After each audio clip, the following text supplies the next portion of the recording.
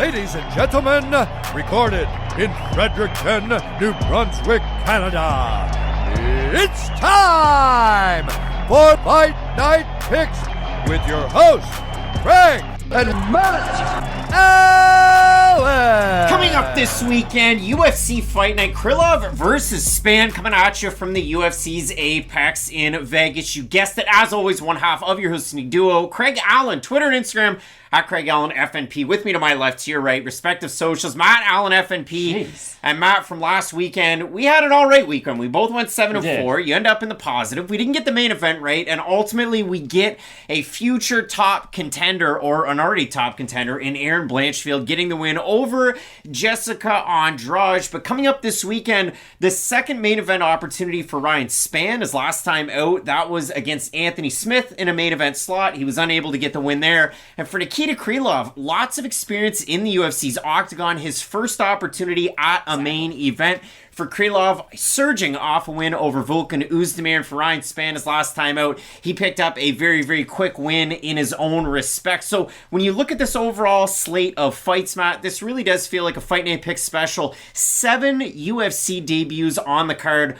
Only 3 ranked fighters, including Krylov, Spann, one half of your co-main event at middleweight. Andrea Muniz, the other ranked fighter on the card. So some people might be down on it in the respect that it's not chock full of names, but in the same respect, Matt, a lot of prospects, and that's what we get excited about here. And when you talk about fighters who are ranked, like Tatiana Suarez is a huge name. She's not a ranked fighter per se, but she's a ranked fighter if you know, and that's the real good thing. I'm actually really excited for this main card, and I think the main card does have some surprising depth to it, because for Andrea Muniz, he's kind of like the Shavkat Rakhmonov, a little bit of the middleweight division. Just a guy who's so good that no big name wants to fight him. So he has to keep on fighting these outside the rankings fighters. And it just comes down to, hey, how impressive can he keep on looking until one of these big names finally accepts the fight? And for Augusto Sakai, Don'Tale Mayes, I think that's a fun fight too. Because for Sakai, he was once a headliner in a fight night. Like, he was a main event level fighter. Exactly. He's done it multiple times. So for him to now be fighting a guy like Don'Tale Mayes, that's a big drop down for a guy like Augusto Sakai. So I'm curious to see how he looks in that matchup, because if you're Sakai and you lose that matchup, I really don't know where you go after that. 13 total fights on the card. You know it with Fight Night Picks. We throw it on over to the bangers, the fight of the night screen. Let us know down below in the comment section who you have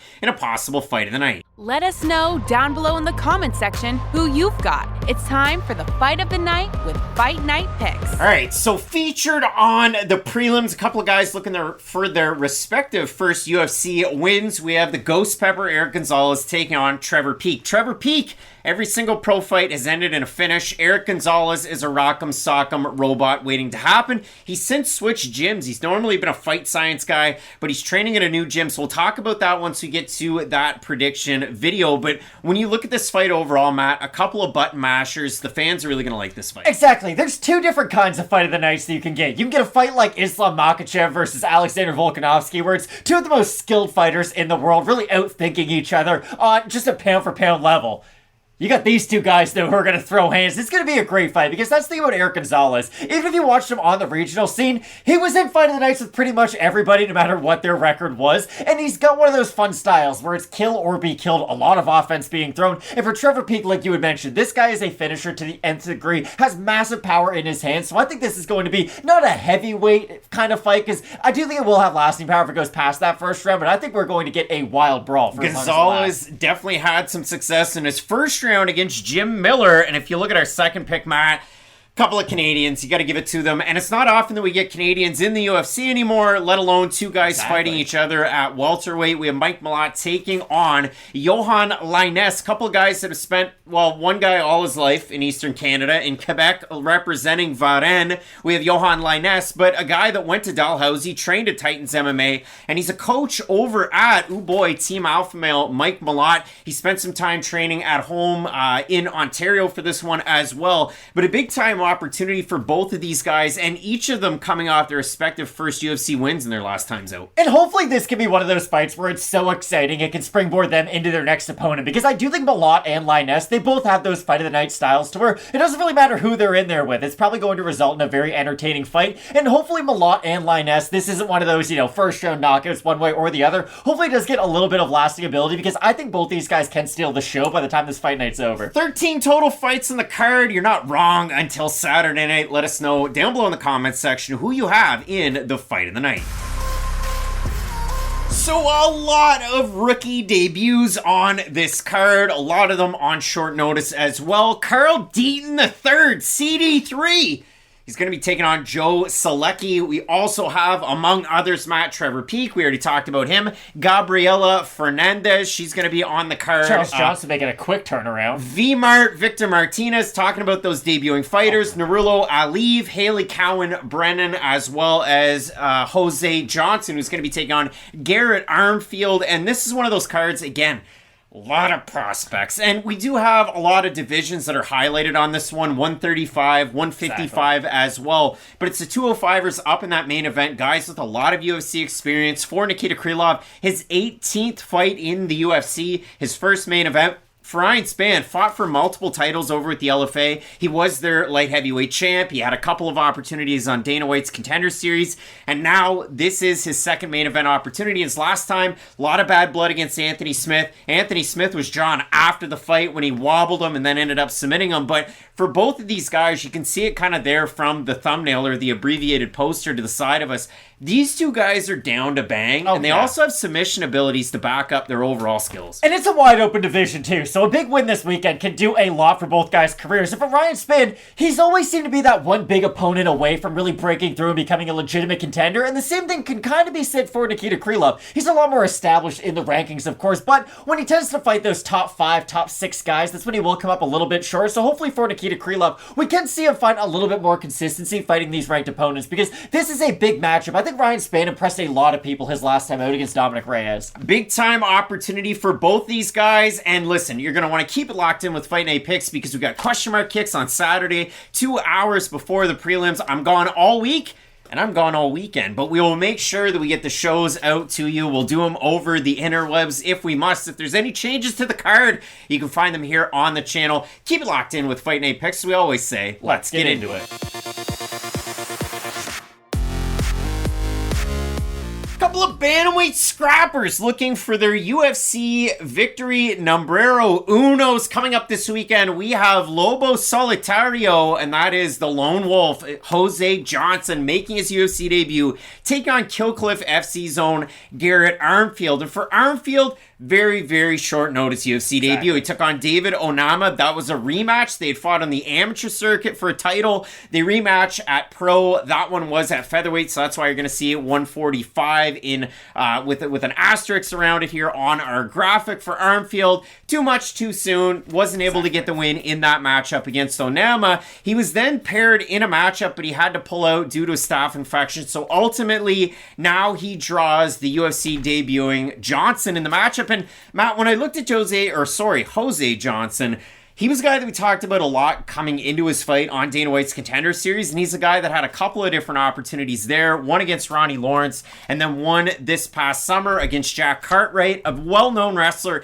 and a Cage Warriors champion. But when I look at a guy like Johnson, it was like, geez, this guy's really got quite a record behind him. And then after his win over Cartwright, and we'll talk a lot about that, Dana White said, it was a very weird fight. I don't sign guys that are 14-7. Your story got me. So Dana White, thinking along the same lines as Craig Allen, I guess. I guess, and maybe I'm going to zag a little bit, but I do agree with the sentiment behind what you guys are saying. Like, you don't often see people with these records come into the UFC, but what I will say about Johnson is he didn't lose to complete scrubs on the regional scene. Like, he did lose to a fairly high level of competition. That's something we talk about a lot. It's, hey, you either beat guys you're supposed to beat, or you do have a hard ride up to the UFC. And I think for Johnson, he went through some difficult fights, but it's made him the well-rounded fighter that he is nowadays. And the big thing about this fight that will be really important is, A, how is Armfield going to look in his more natural weight class? Because like you said last time out, up against not only a big 145er, but like David Onama had fought at 155 in the UFC. Yeah, and that was on 4 days' notice too. Exactly. Armfield. So for Armfield, we've seen this many times before. A lot of people come in, they have that one really difficult fight, then they'll go back down to what their proper weight class is. Benoit Saint Denis, that's a fighter who always comes to mind. He had a really difficult debut against Eliseo Zaleski dos Santos, then moved back down to lightweight and has looked a lot better since. But the problem that Armfield's still going to have in this matchup is Johnson is as big as a bantamweight can possibly get. Like, well, he looks like Tyler, the Creator, in the picture there. A little bit. He's not like how we joked about with AJ Fletcher, how he might have a bit of a fluffer with his height being 5'10". Johnson is all all of 6 feet. Now, he is one of these awkward fighters to where if he is able to use all of his reach, he has a handful to deal with on the complete outside. He has good boxing. He can throw with power from both sides too. He doesn't just rely on his right hand or his left hand, but the problem is he's a fighter who hasn't really utilized the middle range all that well with his striking yet. He doesn't necessarily have the elbows. He's not a physically strong guy too, and that's kind of the weakness that a lot of these very tall fighters are going to have in a weight class. What you have in height, you're going to lack in strength because you kind of have to be thin because everyone has to make the same weight class. So for Johnson, I will be curious to see how he deals with some of the clinch control that his opponents are going to bring to him, because that's going to be the game plan that the majority of his opponents do. You're not going to want to deal with a 6-foot tall bantamweight on the outside of his reach, so you're going to want to try to crash that distance. If Armfield is able to do that successfully over and over again, he should be able to wear a little bit on Johnson, but that's a difficult game plan to stick to for 15 minutes. Well, when you look at both of these guys, you consider their overall careers. For Johnson, what's the story? Struggles with takedown defense. Now, he's rounded that out with good jiu-jitsu off the bottom, but he can find himself trying to switch positions and just losing time on the mat. Now, he's not a guy that gets held down at the shoulders, pinned down like a wrestler, and then we're in trouble. We're like a turtle off our back.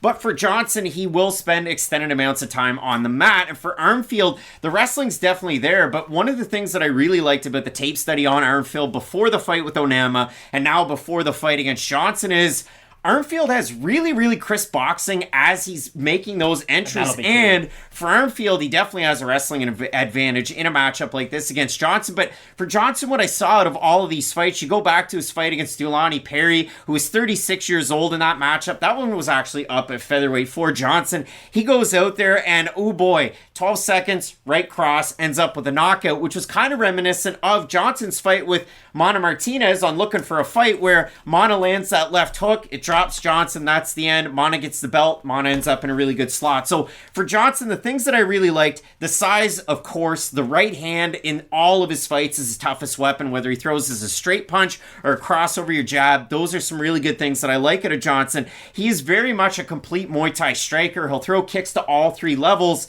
The cons that I had, takedown defense, and then again, sometimes his first move equals like submission over trying to get back up to his feet, and it really can afford him some troubles in these fights. And for both of these guys, Johnson definitely had the better strength of schedule. I know I already touched on it. Armfield, you look at maybe one of the wins, he beat Stephen Graham over with FAC. Graham was the guy that had fought James Gallagher over with Bellator. The losses though, Matteo Vogel, Ronnie Lawrence, and then as an amateur, David Onama. Those guys are big names. Exactly. Even Matteo Vogel, the Canadian, in that matchup, Armfield had him wobbled. He had him in really bad positions early on in that fight. Vogel was able to kind of withstand that tide and end up with the win. But out of all of this, Matt, the technical boxing, the in-game adjustments in tight by a guy like Armfield, I like those. The long-range weapons, the striking, that goes to Johnson. This makes for a really difficult fight if you're trying to make a pick on this one. It should. That's why I think the wrestling of Armfield is going to be such an X factor, because we've seen this many times. Guys who can implement their wrestling and disguise it with some of their boxing combinations tend to have a lot of success against longer rangier guys. And if Armfield is able to successfully feint his way on the inside,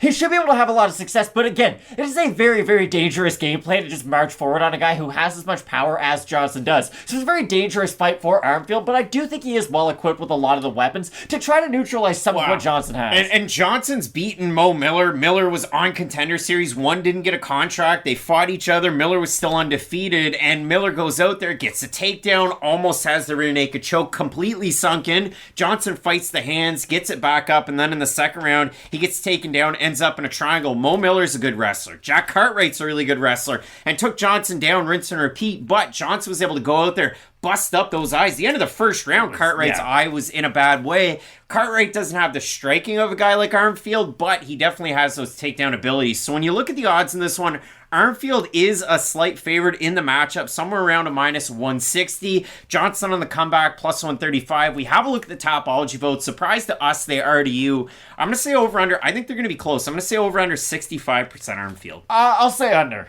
I say under. Oh boy. Yes, wow. 615 total votes, 82% Johnson, 76% by decision. So the odds have Armfield, but the fans overwhelmingly have Johnson. Now, you haven't been the biggest supporter of Jose Johnson on the channel, rather Jose Johnson, apologies. But when you look at this matchup, Matt, like Johnson's been able to go out there and beat up wrestlers. Why couldn't he do it against a guy like Armfield? Exactly. Now, I do think the first takedown attempt from Armfield is going to tell the majority of the story that this fight's going to have. Because again, if Armfield is able to successfully get that first takedown, it's going to put a lot of question marks in Johnson's mind. He won't be as comfortable planting his feet and then throwing. Because that's the one thing about Johnson. If he can plant and land after he plants, like you said, they're very damaging shots. They don't even need to be knocked down or knocked out shots. They're just very damaging to his opponent's face.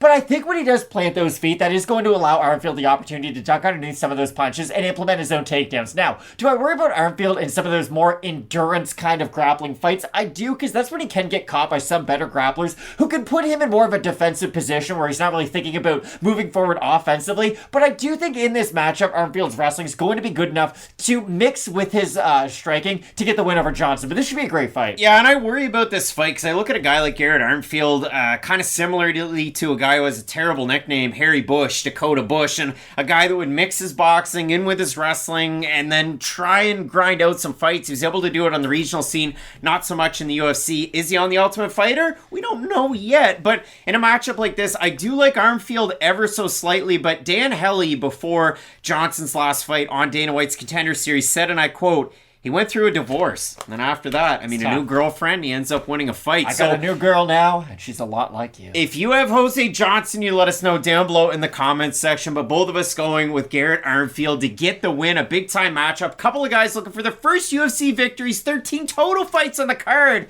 Headlined by Nikita Krylov and Ryan Spann. You're not going to want to miss it. Keep it locked in with Fight Night Picks, we always say. Let's get into it. Women's bantamweights in search of that UFC win number 1. We have Dana White's Contender Series Season 6 contract winner, the recently married Hailey Cowan Brennan, all hail, taking on the former Samurai Fight House champion of Argentina, weirdly nicknamed Fiona, Ailin Perez. And Matt, for Perez making her UFC debut, she took on Stephanie Egger on short notice. It was supposed to be Perez against Zara Fern. Fern out, in steps Egger on just over a week's notice. Egger goes out there, withstands the early bull rush, and then it's Egger going out there and getting the submission win over Perez. Now, Perez got those dunks. We know that. Perez got a legion of fans based off those dunks. And then ultimately, apparently, they think that fighting style comes off of dunks. But when you look at it for Ailin Perez, coming into the UFC, she only had one loss. It was due to disqualification. It was against Tamiris Vidal, who's now in the UFC. And Matt, how did she lose that fight? Well, she landed a knee below the belt early on in that one. The referee said, Now, that fight was taking place in a gym that had foam tiles, and the last time we talked about it, my basement looked like that, but now... It was a unique setting for mixed martial arts. You know what I have down there? Horse stall mats. Horse stall mats for your weightlifting, all that kind of fun. But for Ailin Perez, she was having kind of fun on that foam tiles, and it was illegal knees. After that, she landed another illegal knee to a downed opponent. The referee said, no more. The fight is over. So for Perez, she still had that undefeated aura around her, but she ultimately loses to Egger, has to go back to the building blocks. Now she takes on somewhat of a similar stylistic matchup in Hailey Cowan Brennan. And you know Cowan Brennan from the fact that Division I All-American 2 times over, 2012, 2013. Matt, what was that in? Acrobatics and tumbling. So we've had different backgrounds coming into the UFC. I was thinking of, Sam Hughes, famously with track and field. You've got Courtney Casey with soccer, but Kenny Florian had a soccer background too, so a couple of soccer backgrounds. But for Hailey Cowan, you look at her overall fighting style. She is kind of a tricky striker from the outside. She's got a really wide base. She really likes to throw hooks in there, but she very much is a strike to clinch to takedown to top pressure, stack guard down, and try and land some ground. And it does kind of require that level of progress to get from one stage to the other. And that's the thing about Cowan Brennan that I do worry about when she does face upper echelon fighters, because that's the thing, and I've got to say this right now. The winner of this isn't going to then prove to us, wow, I'm ready for a ranked opponent, and I might fight Valentina Shevchenko one day. You fight Chelsea Chandler next. Yeah, that's a pretty good matchup, honestly. And then we learn a lot more about you after that. Because for Perez, like, I like the aggressiveness. I do like some of her strikes. She is able to land when she is able to, again, plant her feet and then throw. You mentioned the knees. She does have good knees just on an opponent. Like, they're legal or illegal? Legal, especially, but also illegally. But just for Perez, there are positive building blocks that she can improve upon in her game. The problem is, I worry about her if she does get wrapped up by Cowan Brennan, especially if this fight does make it past the second round, because I don't really know what the likelihood of either one of these women getting a finish is, but being honest, I think Cowan Brennan can get a lot of top pressure, can be very dominant with her wrestling. I'm not sure if she does necessarily have the high-level submission abilities that you need to go out there and get a submission win. Again, she is, like you mentioned, more of a wrestler than a submission artist. Now, she can soften her opponent up with good ground and pound and then open up a submission, but again,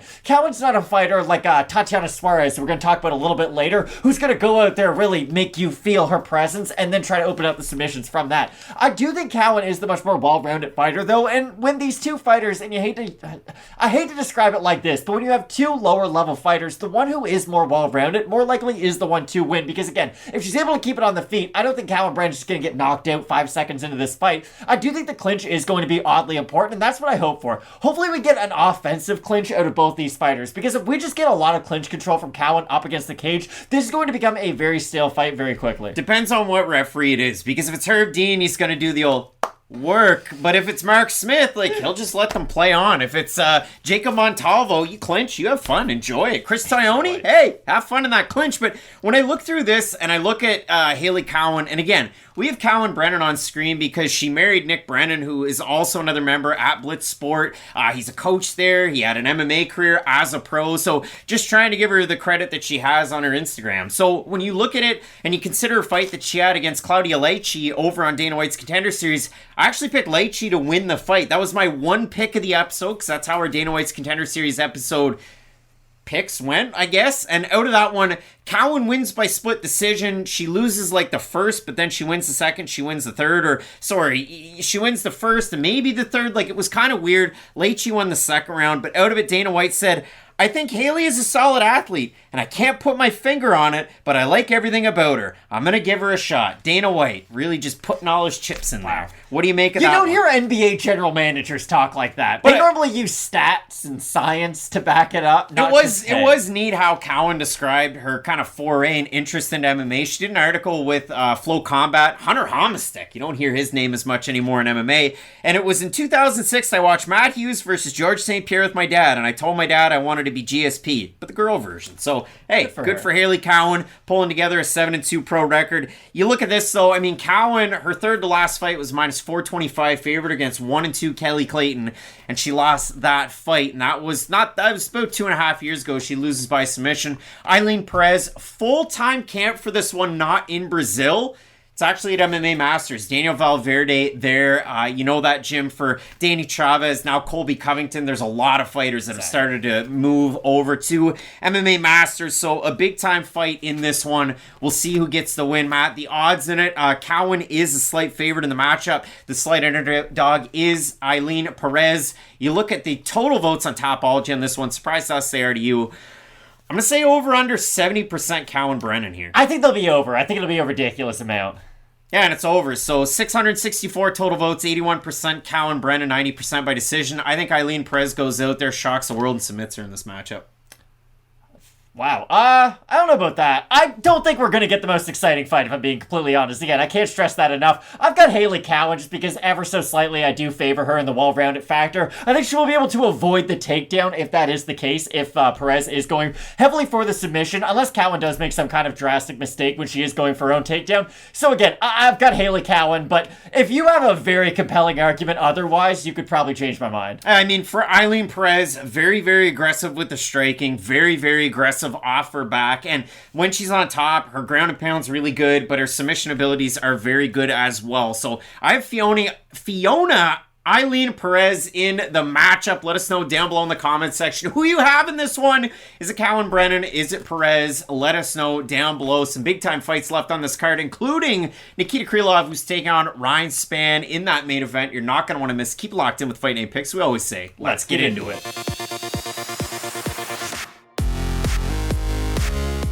For the turn, Rafael Alves has been quite the turn in the UFC so far, with 2 losses to current top 15 ranked talent, and Damir Ismagulov recently retired, and Drew Dober, but a big-time win over a surging Mark Jacasey by submission, and now the former Titan FC champ is going to be taking on one of the hottest prospects in MMA. If you can believe it, the Tajik Eagle, Nurullo Aliev, who's making his UFC debut, and for Aliev, undefeated, the former champ over with Eagle FC. And this guy, I said it in our Dana White's Contender Series preview when he was taking on Josh Wick, not only does he kind of look like Khabib, but you hate to compare guys in regions of the world. He fights exactly like Khabib Nurmagomedov. Stands straight up, hands down by his chest, wild looping shots, goes for double legs, wraps his hands behind guys. He gets on top of dumps them down to the ground, and then just stays in guard and lands King Kong type ground and pound. So for Nurullo Aliev, I know a lot of people on social media, like even before fight week has started, they're excited about his UFC debut. And how can you not be? Now, the one thing that kind of weirds me out about Nurullo Aliev is that the UFC says on their website he was born December 8th in the year 2000. But every other website said he was born October 16th, 1999. So he's either 22 or 23. Nobody seems to know. David Ortiz kind of stats, Matt. He's been really impressive, though, for the film study that I've done. He's not one of these prospects that you worry about if his skills are going to translate at the UFC level. Now, I will say this. Odd way to build a prospect with his level of promise by giving him a guy like Alves, because Rafael's like a difficult fighter to deal with. He throws really hard on the feet. He has a pretty good chin. He has good... his takedown defense is all right, but he's definitely a good submission threat off of his back. He's an active fighter off his back. I like this as a first fight for a prospect who does have a lot of promise, but this is a very difficult fight. This really is a sink or swim type of matchup, because again, if you beat Alves...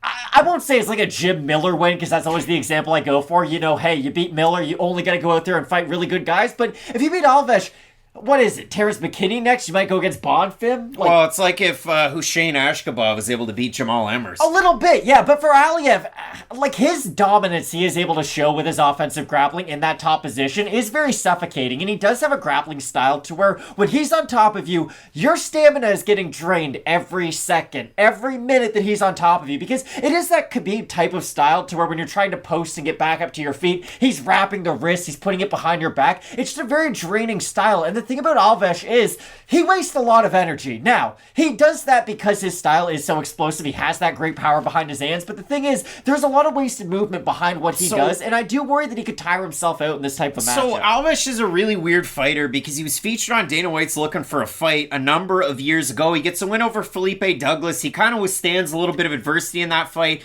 And then Dana White's like, yeah, we want to bring you on to Contender Series. And then he waits about a year to fight on Contender Series. He beats Alejandro Flores. He withstands some more adversity, and he gets a submission win there. Then he's supposed to have a couple of different debuts, and ultimately it's going to be Pat Sabatini. I'll throw the graphic up there, because that fight was going to be at featherweight. Now, Alves won on Dana White's Contender Series at featherweight. He had experience at lightweight and featherweight as a pro. He had a lot of pro experience, and that was the thing. Dana was like, hey, you get too much experience. We don't sign guys like that. But you know, Dana, that's just the thing. We're going to bring you in anyway. So Alves weighs what, Matt, for that 145-pound fight?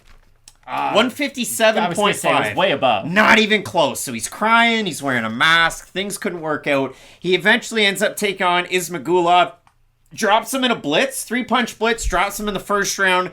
And then looked like he forgot how to fight for a little bit and kind of wasted a lot of time. And that's the way that I look at Alves. Mark Jacasey runs in for a double leg takedown, leaves his neck out there, gets guillotined. And then in the fight against Drew Dober, first round, it's a gunslinger matchup. Second round, Drew Dober's investing in the body. And as the fight goes on, the body shots take over. And Drew Dober, at the end of it, fakes a lead hand uppercut to where Alves brings his hands up, and then he waits a second. Dober just lands a left hook to the body. Pop, Alves is down, and that's the end of the matchup. I'm surprised they didn't earn Fight of the Night honors, because that fight was amazing, and it was fun to go back and watch. But you go down through it, you look at all of these fights, and again, Alves' takedown defense is definitely spent on the regional scene and as a pro. Now, these are against really good fighters all the way through, but when you look at it against a guy like Aliev is so good at getting guys down, so good at chaining together these takedowns. However, on the flip side, he leaves his hands low, and he's a guy that's trained out of some really good gyms. We saw him at Tiger Muay Thai. We've seen him at Kill Cliff FC.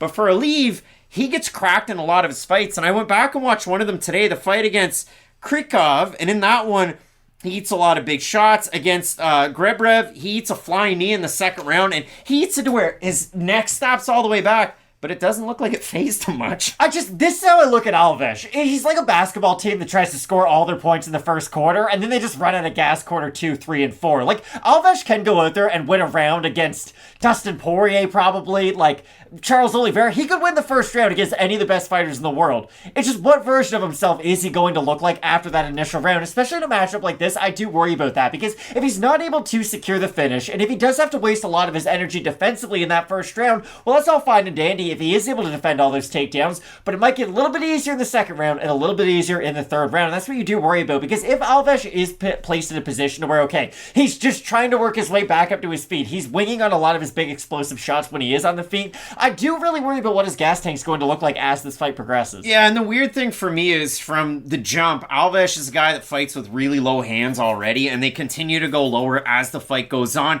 He throws a lot of big winging things, and he's got to be Paul Felder's most unfavorite fighter, because from the jump he also does flips in the cage, and he's doing a lot of weird stuff and wasted energy, but it does really expend itself round 2, round 3 in a lot of these fights. When you look at a guy like Aliev, he's able to just conserve a lot of what he has. Now, in his last time out, he took on Josh Wick, the former BTC champion. For Aliev, you look him up on YouTube, and I'll throw it up there. Again, this guy is super popular. Like, if you look at it for him, 375,000 Instagram followers to Alves' almost 46,000. So a big following, a legion of fans for Aliev. He is a slight favorite in the matchup, minus 165 to the plus 135, plus 140 for Rafael Alves. Eager to see the Tapology votes on this one, because I don't know where people are going to be. Obviously, you have an uber prospect, but Alves is a guy, man. Like, he's exactly. A guy that I don't think, even if he loses this fight at 32, he's gone by any stretch of the imagination, because the only 2 losses are the current top 15 ranked guys. And this isn't a perfect comparison, but would you agree that for Aliev, this is like his Jack Della Maddalena versus Ramzan Ameev? Like, the opponent is... But he is Ameev? Well, no, just for Alves, like, he's probably a little bit too good to be in the position that he's at, especially with where the odds are. I'm surprised to see him being an underdog, especially being against such a young guy. I'm going to say over-under Tapology votes 72.5% Aliev on this one. I hope under, because I do think it's going to be a close fight, so I'll say under. They're over. So 643 total votes, 76% Aliev, 79% by decision. For the 24% that have Alves, 42% by decision, 27% by submission, 24% by knockout. They're never perfect up to 100. I'll be honest with everybody, before I did the tape study, like just raw dogging it, I thought Alves all day. And then I went back and I watched it. Aliev gets hit a lot, and it does scare me in a lot of these fights, and he gets hit clean. He's got to get the takedown. He doesn't defend leg kicks at all. Alves doesn't throw a ton of leg kicks. He does throw really good body kicks, and that could wear on a guy like Aliev. I'm going to take Aliev ever so slightly, but it feels like a good underdog pick on Alves if you're going to go with him. Exactly, because he's fought a very high level of competition. Again, his record is a little bit salty because he's fought pretty good fighters through the majority of his career. That's the thing. You're not going to be 29-0 if you fought really good guys in the regional scene. That sounds like I'm throwing shade at Khabib. I'm really not, but you get the idea. If you fight good fighters, you're going to have a blemish here or there. I think this is a very difficult fight for Aliev, even though I do agree with you. I have him in this matchup, but again, if he beats Alves, I'll be really curious to see who they match him up with next, because again, the UFC must have a pretty high opinion of him if this is the first fight that they're giving him, so very curious to see where he goes after this. Eager to see, too, who corners Aliev, because he spent a lot of time with Gilbert Burns, but obviously Fiziev at Killcliff and at Tiger Muay Thai, so maybe you have a couple of cameos there coming up on Fight Night. Big time card coming up this weekend. Both of us going with the very first fighter out of Tajikistan in the UFC. It's Nurullo Aliev. We got a guy in the corner looking on from that poster afar. The Tajik Eagle, Loic Rajabov. Is he on the Ultimate Fighter? I don't know, but a big time week of fights coming up this weekend. Nikita Krylov taking on Ryan Spann in the main event. You're not going to want to miss it. Keep it locked in with Fight Night Picks. We always say, let's get into it.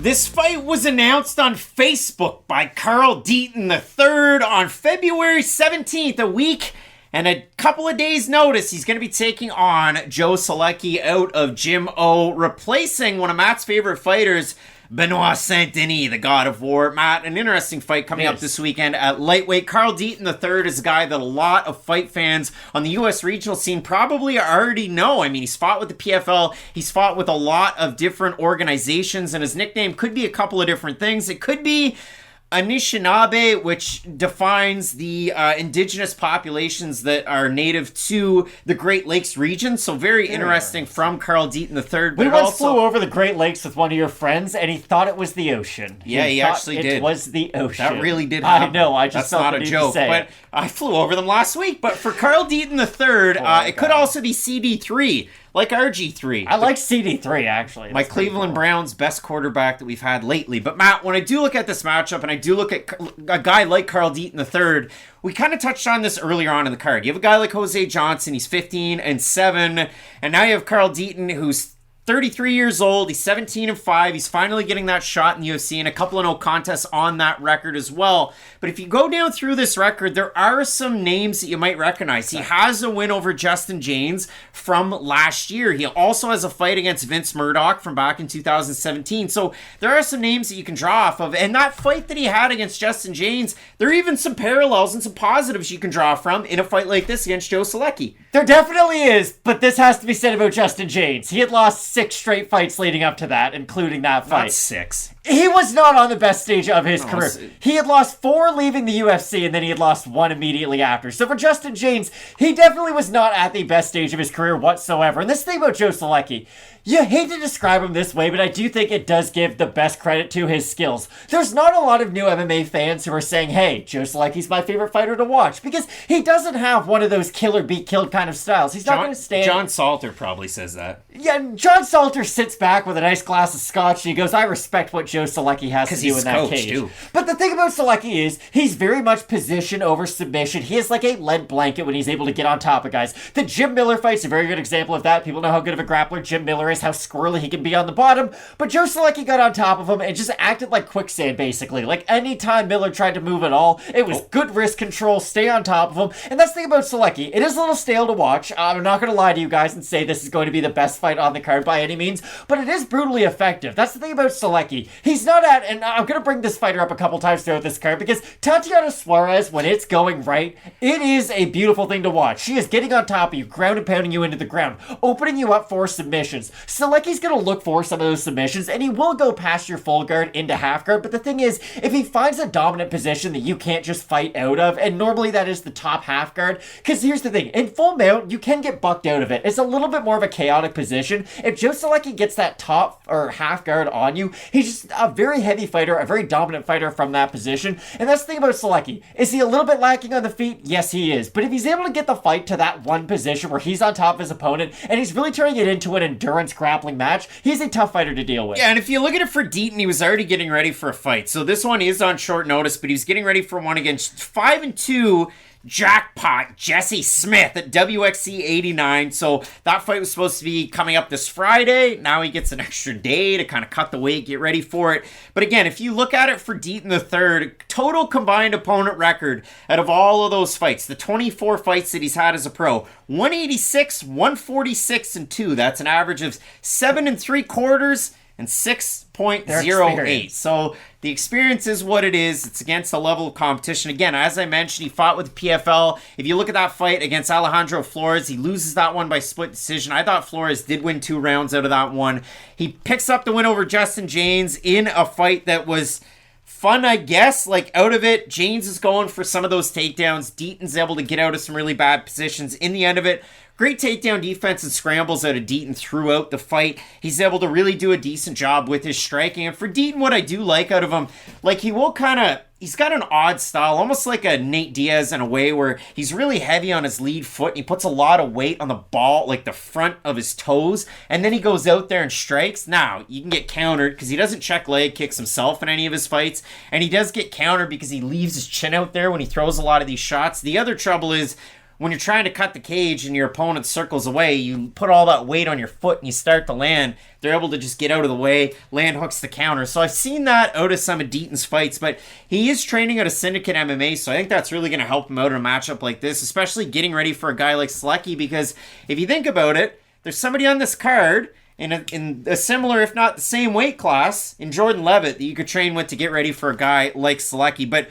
we do know Solecki, he is good at getting the takedown. He is very economical with his grappling. And if you look at it in his fight against Lecco, his last time out, De Silva, It was kind of one of those ones where you worried a little bit. It's a majority decision win for Solecki. De Silva lost a point due to grabbing the fence in the second round of that matchup. But for Silva, for Solecki, you worry a little bit about the chin. And for Deaton, he's like Chumbawamba. He gets knocked down. He just keeps getting back up again at a lot of these takedown attempts on the regional scene. So I'm eager to see what kind of a matchup we get out of this one. Obviously, it's on short notice. Solecki has that UFC experience and experience against good fighters as well. He's respected by the odds makers. He's about, a 5-1, 6-1 favorite in the matchup. We'll have a look at the Tapology votes, Matt. Surprise to us there to you. I'm going to say over under 90% with Solecki. Probably over. Early on in the week, that's usually what happens. 432 total votes, 96% Solecki, 57% by submission. And I do think Solecki wins in a matchup like this, but I don't think Carl Deaton III is going to be one of those opponents that makes Joe Solecki look like a human highlight reel out there. He's squirmy. Does anybody make Joe Solecki look like a human highlight? Like, does Udonis Haslem have a highlight reel? I just get kicked out that time. I just mean, like, for Joe Solecki, I respect his skills, but he's not like John Morant dunking on people. He's more like Darren Collison in the mid-2010s. Just, a guy who knows what needs to get done. I have Solecki in this matchup. Again, I do like the fundamentals that he has, especially with his grappling. It's just, with Solecki, it's weird. The lightweight division, we talk about this a lot. It's a division where you need 5, 6, 7 wins to finally get a ranking or get a ranked opponent. For Solecki, he might even need like 8, 9, or 10 just because of his fighting style and how kind of unappealing is a bit of a stretch, but you get the idea. So for Solecki, I would just like to see a new growth out of his game because I do think that'll be important for him to continue to develop. Big time matchup coming up this weekend. Both of us going with the wet blanket grappling of Joe Solecki to get the win back to Gym O, where he earned his Brazilian Jiu-Jitsu black belt, or he's at least honed it, and some big time matchups on this card. We already touched on it. I mean, Victor Martinez is taking on, Jordan Leavitt. That's an interesting fight. The main event, Krylov taking on Spann. You're not going to want to miss it. Keep it locked in with Fight Night Picks, we always say. Let's get into it. This past week might have been dominated in the headlines by the return of the Ultimate Fighter and the fact that Conor McGregor is on it. But listen, one day they're all going to look back and say Conor McGregor fought on an Ode Osbourne card. And coming up this weekend, the Jamaican sensation, the podcaster himself, Ode Osbourne, the former teacher, is going to be taking on Inner G, Charles Johnson. Charles Johnson, his last time out, welcomed the returning Jimmy Flick. And he bricked him. Looked really good. And he looked really good in that matchup. His striking was on point. He mixed in his kicks with his boxing, with his wrestling, with his defensive grappling, and all of a sudden he's going out there getting the ground and pound TKO win where the referee was just saving Flick from himself. And for Johnson, that really kind of got rid of the bad taste out of everybody's mouths, coming off of his split decision win over Jalgas Zhumagulov, where majority of folks thought that Zhumagulov had won, and in the debut in the UFC in 2022 for Johnson, he was unsuccessful at getting the win over Uber prospect Muhammad Mokaev. And even before that, if you consider his calendar year, and I'm going to talk about him in a little bit, but a big win over Carlos Mota, a guy who just could not pass a USADA test and got banished out of the UFC. But if you look at it for Charles Johnson, we know he has a pro boxing record. We know it's 1-5-4. We know he's a Golden Gloves champ, but it's not necessarily that he is a boxer or that he was a steeplechase champ. It's the fact that he's a 5-round fighter in 3-round fights. He has good cardio. He's starting to really put all of his skills together in the MMA cage. And in a fight like this where he's going to be in an advantage for height, not for the reach, this matchup between both of these guys is really going to come down to who can lead the dance.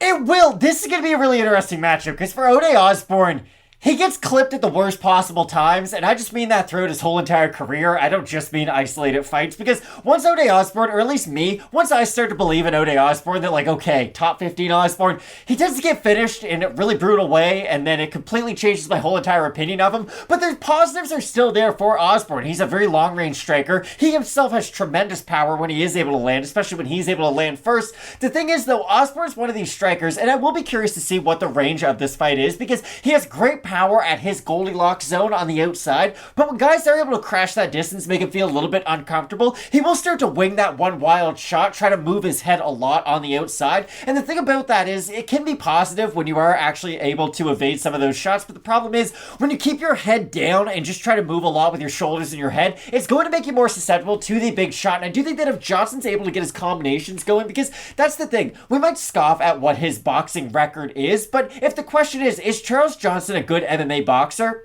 Yeah, I would say so. He has good combinations. He can switch stances. Again, I don't know if I'll favor him at range with a guy like Osbourne, because Osbourne does have genuinely high-level power when he is able to land.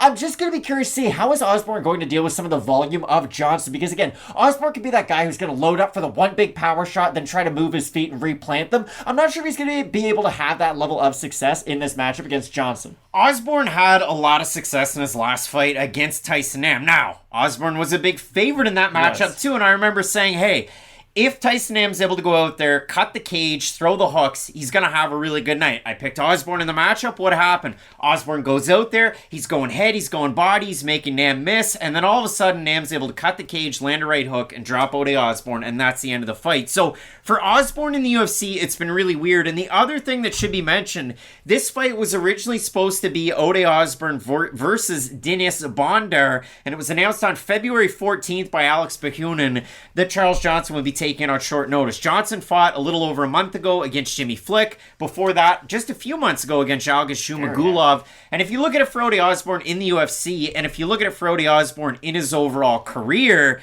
he's had a weird run between divisions. So Osbourne career is 2-2 at flyweight. He's 6-3 at bantamweight. And he's 3-0 with a no contest at featherweight. I don't know if flyweight is the division for Ode Osbourne, but who am I to say? Well, it does look to hurt his durability, the weight cut. And that does concern me in this matchup against Johnson. Not that Johnson's some thunderous puncher when he does land, but if he hurts Osbourne, because Osbourne is one of these guys who, again, if he gets hurt, he's not going to go down immediately, but he doesn't recover all that well. And if he does get hurt and finds himself up against the cage, Johnson can easily land a flurry and really hurt him from that position. So again, I do agree with you. I've always worried about Osbourne at this weight class, even though, like you pointed out at the start of the video, Johnson will be the bigger fighter, at least height-wise, in this matchup. Like, these are two of the bigger flyweights you will see in the UFC. I'm really eager to see this one, folks, because I have a hard time picking this one. Both guys struggle with takedown defense, but they're both good at scrambling off their backs. Both guys are susceptible to getting caught in submissions, but for the most part, they're pretty good at getting their way out of it. I know you might have lasting impressions of Ode Osbourne against Brian Kelleher at 135. That's a really tricky fight for most guys. His fight against Manel Kopp, where Kopp weighed heavy and then went out there and knocked him out. And for Charles Johnson, the last loss to Makayev, where he just got ground out for the large percentage of that one. So you look at this one for the guy out of the, and I want to make sure I get it right, the Wagwan podcast for Ode Osbourne, the Jamaican sensation, his last guest there, UFC light heavyweight champ Jamal Hill. So good for Ode Osbourne going out there, doing a damn thing on YouTube. Jordan Levitt's on this card. He reads books on the internet, and that's good too. So Matt, when you look at the odds in the matchup, Charles Johnson's decent favorite, I guess, almost a 2-1 favorite in the matchup. We have a look at the topology vote. Surprised us there to you. Johnson's not a big thunderous puncher. I don't know if the fans are all going to be going with him, even with the recency bias of one guy winning by finish and one guy losing by finish. I think it's going to be a little closer than that. I'm going to say over under 67.5% Johnson. I'll say over. I'm going to say over. It's over because the early voters are like that. 511 total votes, 83% Johnson, 44% by decision, 46% by knockout. For the 17% that have Osbourne, 67% by decision. Ode Osbourne, if I'm not mistaken, you guys are going to have the graphic in front of you. 3 of his 17 fights have gone to decision against Vergara, Galloway, and Sanchez. So not a lot of decision fights for Ode Osbourne. I'll be honest, going into this video, I really felt like I was going to pick Ode Osbourne. I like the power that he's able to demonstrate on the outside. He does have tremendous hand speed too. That's the thing about Osbourne. If you are just kind of waiting on the outside, kind of looking in the mirror, not throwing anything, and he's able to just charge up one of his big shots, you're going down if he lands it. Like, I don't really care who you are at this weight class, but you had brought it up, and it was a point that I really wanted to hammer home on this episode. I just don't love where Ode Osbourne's durability is at 125. I think he's a big guy who does cut a decent amount of weight to get to this weight class. With Johnson, he is similar physically. I still think the weight cut has the same draining effects on him that it does on Osbourne. So for those reasons, I do ever so slightly have Charles Johnson. But again, like I said, going into this video, I really did think I was going to pick Ode Osbourne. But again, the cut down to 125 really does concern me for him. So I guess I'll be curious to see how he looks on Friday. Like if Will Choate fought Cole Miller. What Two an big odd guys. world that could be. But Matt, for me in this matchup, I'm ever so slightly going with a former flyweight champ from the LFA in Charles Johnson as well, but my reasoning is because he's able to mix in those kicks with the boxing that he has. Ode Osbourne is a much better long-range striker, and he throws from odd angles. He gets himself in and out, and Johnson's one of those guys that sometimes he can have a hard time crowding these fighters, but what I do like out of Johnson is throws a lot of teep kicks, he'll turn it into a front kick, and he will mix in the leg kicks as well. And then all of a sudden, he kind of holds his hands like a rock'em sock'em robot, but he really gets him out there quick. So for me, I like the durability. I like the kicks out of a guy like Johnson. I think this is a really tough fight. You're not wrong until Saturday night on a pick like this, so I'd really like to hear from the comment section. Should be a fun fight. On this one. Maybe it's a switch of a pick on question mark kicks, but for now, both of us going with Charles Johnson to get the win in the matchup. Training a little bit out of Tiger Muay Thai for this one. He was a scholarship winner over there a few years ago, and he's training for this fight there as well. So big time matchup in this flyweight division, ever changing. Some big time fights left on this card. Krylov taking on Spann in the main event. You're not going to want to miss it. Keep locked in with Fight Night Picks. We always say, let's get into it. A lot of things have happened since this fight was originally booked for last April. Jordan Leavitt twerked against Paddy Pimblett. He ended up getting submitted in the matchup. But coming up this weekend, we have the return of the Brick, Victor Martinez. And for VMart, Matt, can you believe it? I mean, listen, the guy was able to go out there, 5-time All-Star, 2-time Silver Slugger, 32 WAR. In his year 35 season, when he was 35 years old, he finished second for the MVP. Matt, can you believe it that he's fighting in the UFC? Yeah, it's not that former catcher that played for the Tigers? Oh, it's Victor Martinez that fought on Dana White's Contender Series in 2021? Where's he been? I don't know, but for Victor Martinez, Matt, baseball jokes aside, for the 5% of you that understood what I did, he's a really interesting fighter. And it's a shame that he's been out for this long because Martinez has really slick boxing. He gets taken down quite a bit. He's able to scramble out of bad positions. He is a fun fighter. For Martinez, training out of Team Fajeda and Fortis MMA, like, I'm sure he makes those car rides for Carlos Diego Fajeda a lot more fun from their gym all the way to Fortis MMA. I would say. It was pretty fun going back and watching the tape study on Martinez, a former Fury champ. He was a guy that was able to go out there on Contender Series, get a win over a guy who was making his second time out of Contender Series in Jacob Rosales. And before that fight came up, the graphic popped up from Yanni the Greek, and it read, believes he should be a -300 favorite or better, but not Martinez, Rosales. Wow. So that pick was wrong, but we make wrong picks on the channel sometimes as well. Matt, I found it very interesting in the promo pack for that fight too, because Victor Martinez said the first fight that he ever saw was Clay Guida against the forever prospect, Roger Huerta. So how cool is that? That's a banger of a fight if you want to go back and watch it. But Matt, for Martinez, I like, the fans by now should know Jordan Leavitt, and we'll give him his flowers, and we'll talk about him as well. But for Martinez, he's probably going to be forgotten about because he hasn't fought in such a long time. And that is too bad. I agree with you 100%. He's a guy who's 31 years old now, so he has missed out on a little bit of his prime, and I think that is fair to say. Also, I should say this. That was the best picture that I could find. I enhanced it. I did as much Photoshop as I could to it. He has no side profile pictures on the internet. He's been just living under a rock. He's got bricks in his hands, though, and that cannot be denied. Like, the thing about Victor Martinez is he doesn't need to throw hard, and it looks like he throws really hard. And he does have incredible hand speed, so it is very rare that one of his shots doesn't look like it's going to land very hard. But this fight is easy to predict, but very difficult to predict because it's so easy. Is Jordan Leavitt going to get lit up on the feet for as long as he's striking in this matchup? Probably. I'd even say he gets knocked out if he eats a very clean hook from a guy like Martinez, because Martinez might lack some of the more fine skills with his defensive grappling, again, like you bring up. He is susceptible to the takedown, especially when he does try to land his own shots. You can get underneath some of his boxing combinations and take him down as a result of that. So for Jordan Leavitt, there is a clear path to victory, but the problem is that clear path is full of combinations from Victor Martinez. So either Leavitt gets on top of him and looks great. The weird thing about Leavitt is no one's going to give you a very good opinion as to who Leavitt is because of, like you mentioned, like all the extra stuff, like the twerking, the him fighting Paddy Pimblett. Like anytime you fight one of these very famous polarizing figures, no one's ever going to give you just a down the middle opinion on one of these fighters. But for Jordan Leavitt, he's a basic striker who leaves his head very high up in the air. He will hold his hands up somewhat and throw a lot of kicks behind it. But the problem is if he's fighting a guy like Martinez who's going to be able to go to the body and throw in combinations, submissions, Martinez is going to be a step ahead of him on the feet, and that's the problem. Leavitt's a guy who will fall into traps, especially with his striking, and that's where Martinez can completely capitalize and have a very, very nice finish. It's weird because Jordan Leavitt's 3-2 in the UFC. He got a performance bonus in his debut against Matt Wyman, where he slammed the smile off his face, which is scary. Goodness.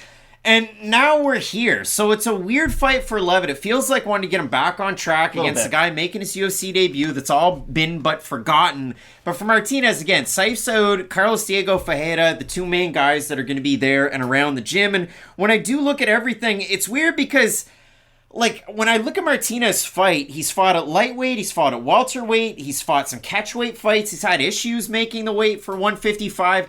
But, like, body type-wise, he looks like a guy that would fight at featherweight. Like, he's not very tall, and he's kind of got welterweight. A little bit of meat on the bone. So I don't mean any disrespect by that whatsoever. It's just, to me, it's odd to see the weigh-ins for a guy like that. And for Martinez, too, I say he can sweep off his back, and he gets out of some of these bad positions. But when he's getting taken down in a lot of these fights, it's a lot of single-leg takedowns from either open space or up against the cage.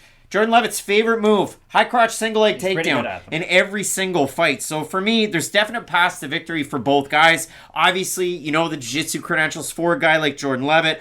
Obviously, you know the staying power, the lasting power for a guy like Martinez, because he got dropped in the first round of his fight against Gonzalez, and then he came back and landed 54 significant strikes in the second round, 58 significant strikes in the third round. And out of all of these fights, again, even the one against Nico Echeverri, which was now 3.5 years ago, he knocks him out, but he gets taken down really early in that fight. So a lot of things that you like in a Martinez. Bricks in his hands, hand speed's great, mixes in a leg kick. Jordan Leavitt does the Anthony Smith, like, Muay Thai knee where he walks in. But he does it, like, Smith will do that back against the cage to offer up a little bit of a different look. Yeah, and Jordan Leavitt does it, like, as he's trying to walk you down, but it's not like he's Sidichai. Like, it's not like he's Jose Aldo. Like, that's the problem with Leavitt. It's unnecessary movement on the feet. There's two different kinds of defense. Like, think about fighters who hold their hands up. That is one form of defense. Like, that's good. Some fighters don't even hold their hands up. Good thing about fighters like Dustin Poirier. Like Marcin Prachnio, he just walks around. Or like Conor McGregor in his prime. Then you think about fighters who have a reactive defense, who not only hold their hands up, but can react to the punches as they're being thrown towards them. Jordan Leavitt only puts his hands up. He doesn't necessarily have the next level movement that you would look for from a pure striker. Well, when you do look at this one, the former STFC staple and Fury lightweight champ, he's a slight underdog in the matchup. Jordan Leavitt slightly favored to get the win. We have a look at the Tapology votes in this matchup, Matt. I'm going to say over under 70% Jordan Leavitt. I think the fans are going to go with him in this I think it'll be over, yeah. I do see him as being due to the inactivity, and it is. So 699 total votes, 81% Leavitt, 52% by decision, 40% by submission. Matt, these guys each have, like, definite strengths over one another. It's tough to say who's going to be able to get the win because I've seen Martinez withstand onslaughts by guys like Jordan Leavitt and vice versa. I've seen Jordan Leavitt kind of struggle against certain strikers. Trey Ogden, did he win that fight against Jordan Leavitt? Chintzy decision, maybe, but Leavitt was able to kind of grind it out and make it boring in certain aspects as well. Now, Leavitt's one of those guys. He has really, really impressive submission victories on his record. The win over Matt Sales was one where you don't see a lot of inverted triangles like he was able to get out there. He's got Anaconda wins, heel hooks as well over Johnny Walker, but not that Johnny Walker. So for Leavitt, very creative once he does get it down to the mat. But that high crotch single leg could be a huge difference maker in this one. And I think it will be. That's why I do have Jordan Leavitt in this matchup. Could he get knocked out in the opening,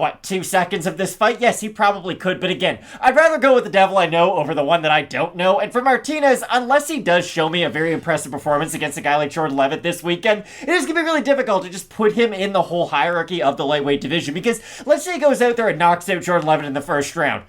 You're probably going to fight, like, a Bonfim brother now. Like, the lightweight division is as stacked as any division possibly can be. So even if he does go out there and beat a guy like Jordan Leavitt, it's just nothing but difficult fights afterwards. So I do have Leavitt because of the well-roundedness of his grappling. I think he's going to be able to hold Martinez down if he is able to get him down. So that's why I have Leavitt. Ferreira is one of those guys. I mean, Diego was ranked in this division. So he is a great guy to train with, and he can drown you in those, or on the mat and in the gym. But for me, I will go with Leavitt ever so slightly. But guys, Victor Martinez, good shot as a slight underdog in this matchup. He's a great striker, so look out for Martinez in the matchup. But both of us going with Jordan Leavitt, a big-time matchup in this lightweight division. And light heavyweight, it's on the marquee, it's on the poster. Krylov taking on Spann. You're not going to want to miss. Keep it locked in with Fight Night Picks, we always say. Let's get into it. Newfound social media star, Canadian Jasmine Jasudavicius. She's going to welcome another Brazilian UFC newcomer, southpaw, and Gabriella Fernandes. And if you look at it for Jasudavicius, the last time out, she took on Natalia Silva. Silva was out for years. She broke her arm. She came into that fight and looked like a completely different fighter. And Gabriella Fernandes does share some similarities. She's good at striking on the outside. She is a southpaw. She throws hooks from her hips. And her ground game is not that bad. But good submission. If you do look at it in this matchup, it is a little bit of oil meets water based on the striking of Fernandes and the wrestling pedigree of somebody like Jasudavicius, but there definitely are some X factors to this matchup. Originally, it was supposed to be cast iron Courtney Casey taking on Jasudavicius, and about a month and a day ago, it was reported by Marcel Dorf that Gabriella Fernandes would be taking this fight. And for Fernandes, she is the LFA interim flyweight champion, and she's one of those fighters that really was able to not sink but swim with the LFA taking down a lot of cards to Brazil. And we saw that with the Bonfim brothers in particular. It was Gabriel that was able to become a champ there, end up on Contender Series, and end up into the UFC. Fernandes cut from that same cloth. And if you look at it for Fernandes too, you look at the level of competition, it's a little wishy-washy, but her very first fight as a pro in 2018 was a first round knockout win over Jasmine Lucindo, who's now in the UFC, and she finished her. So a really good win there. She only has the one loss on her record, does Gabi Fernandes. Now, she does struggle with her takedown defense in some of her fights. Her one loss is to Maria Silva, who ended up on Dana White's Contender Series and ended up losing. But you go through all of these fights, she is a very impressive, long, rangy type of striker that throws a lot of power, and she's able to finish, majority of her opponents, the Lucindo fight, among others. So I do like what I've seen out of Fernandes, but a tough fight for Jasudavicius as well, who switched up part of her training camp from Niagara Top Team to American Top Team. She's done a lot of interviews before this fight saying, among other things, she's trained with Joanna and Jacek, but down there at the gym, you got Karolina Kovalkiewicz, you got Maeda Bueno Silva, who just got a win last weekend. Nice to see. I've seen Joanna at ATT quite a bit as of late, helping out a lot of fighters. Makes you wonder if she is coming back, but that's a great thing to see because someone like Joanna and Jacek has forgot more about MMA in the last 5 minutes than I will ever know in my whole entire life. So having a resource like her at the gym is a very high level thing, but that's the thing. This is the issue I keep on going back for with Fernandes. We have seen a lot of fighters like her in the UFC who have very similar strengths and very similar weaknesses. Either A, have a ton of success to where they just finish everybody, or at least like their first 5 opponents till they start fighting upper echelon opponents, or they just struggle with that wrestling defense and it's the one hole that they're never really able to fix. You end up like Estela Nunes, a strawweight. Exactly, that's a very good comparison because for Fernandes, is she a great offensive fighter? Yes, she is. Like you said, her hooks are very good. She's very aggressive on the feet when she's able to fight at her own pace, but even on the mat, does she have good submissions? Yes, she does. But it has to be at her pace, and she has to be the one dictating the positions for a lot of her success to come. Because if Fernandes is trying to create separation, being forced to work and not being the one forcing her opponent to work, that's when she can kind of fall behind in some of the techniques. And that's what I worry about in this matchup. Because I think it is fair to say, are the highs higher for Fernandes in this matchup? I think that's probably fair to say. I would say her striking is probably more impressive than anything Jasudavicius can do, but Jasmine does have the one wrestling X factor that can really put out a lot of the offense that Fernandes is able to bring into the cage. But I will say this, and I guess I'll bounce this off of you. I didn't think very much of Silva when she fought Jasudavicius, and then she was able to beat her. Am I just putting Jasmine down too much because of that one performance? I think so, because Silva looked really good against Teresa Bleda, who was like a force outside. No, she was really good outside of the UFC, and Silva was able to stifle that. And Jasudavicius went 0-6 on takedown attempts against Natalia Silva, and if you consider it for somebody like Gabriella Fernandes, I mean, not that long ago, back in 2019, she was fighting on Thunderstrike Fight League 19 Christmas time over in Poland. Hell of a name for a card, That's 3 years ago. That's a while ago. Yeah, I guess so. It is now. But if you look at it for Fernandes, good striking, poor level of competition. You go back and watch the fights on those lower level regional scenes and with the LFA. Her second to last fight against Oliveira, she ends up winning. Her opponent taps due to strikes. She continues to hit her to the body, landing really good kicks. That's it. Like, I look at Gabi Fernandes as one of those fighters, kind of like OSP doesn't do it anymore. OSP's not like the old OSP, but what did he used to do? He'd throw that body kick from southpaw, he'd throw it up to your head. Fernandes does the same thing. Big, long, rangy kicks. But in that fight against Oliveira, she walks out to Can't See Me by Tupac, which is the hardest song you could ever walk out so to. Cool. And then in her fight against Martine, she walks out to Ambitions with a Bussy by the Horny Boys. Matt, Gabi Fernandes. Can I get a hold of her playlist? Like, I don't know who's been putting it together for her. Maybe she's into that. Like, she just rips the Portuguese music up. Forget about it. I'm all about the hardcore American rap songs. But when you do look at these fights, Matt, I do like the striking. I do like what I see from distance. But again, she does struggle with some of these takedowns against not Jasudavicius level fighters. That is very true. I just keep on going back to what happens to Jasmine if she's not able to get the takedown consistently in the matchup. We have seen her somewhat struggle on the feet because not that Jasmine is a poor striker, she's just not a developed one. There's not a lot of variety to what she's able to throw on the feet, and that's why I do think she might fall behind in a lot of these striking engagements. I do think it's as clear cut as if Jasmine can get the takedown, she's probably going to be able to win. Now, will it be the most entertaining of fights if she is able to rinse and repeat for the takedown? Probably not, because the thing is, if she does create a lot of separation and try to go for a submission, that will allow Fernandes at least a little bit of ability to buck her off and try to get back up to her feet, but hopefully this is just an entertaining fight for the fans. Fernandes is a slight favorite in the matchup, making her UFC debut. For Jasudavicius, she was able to hit as an underdog against Kay Hansen. She was a pretty big favorite against Natalia Silva. So right now, Matt, I'm 0-2 at picking Jasmine Jasudavicius fights in the UFC. We have a look at the Tapology vote. Surprised us there to you. I'm going to say over-under.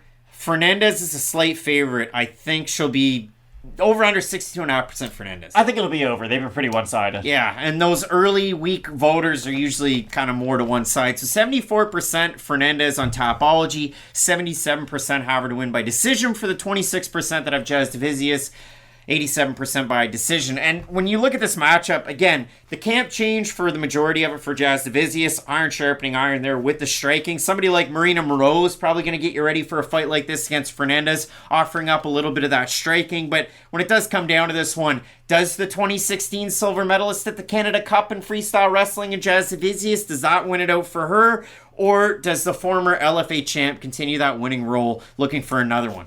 I'm going to look dumb no matter what I say, because again, if Fernandes wins, it's going to be a dominant striking display. She can defend a lot of takedowns. She might even be able to get her own trip takedown or something and even look good with some of her own grappling.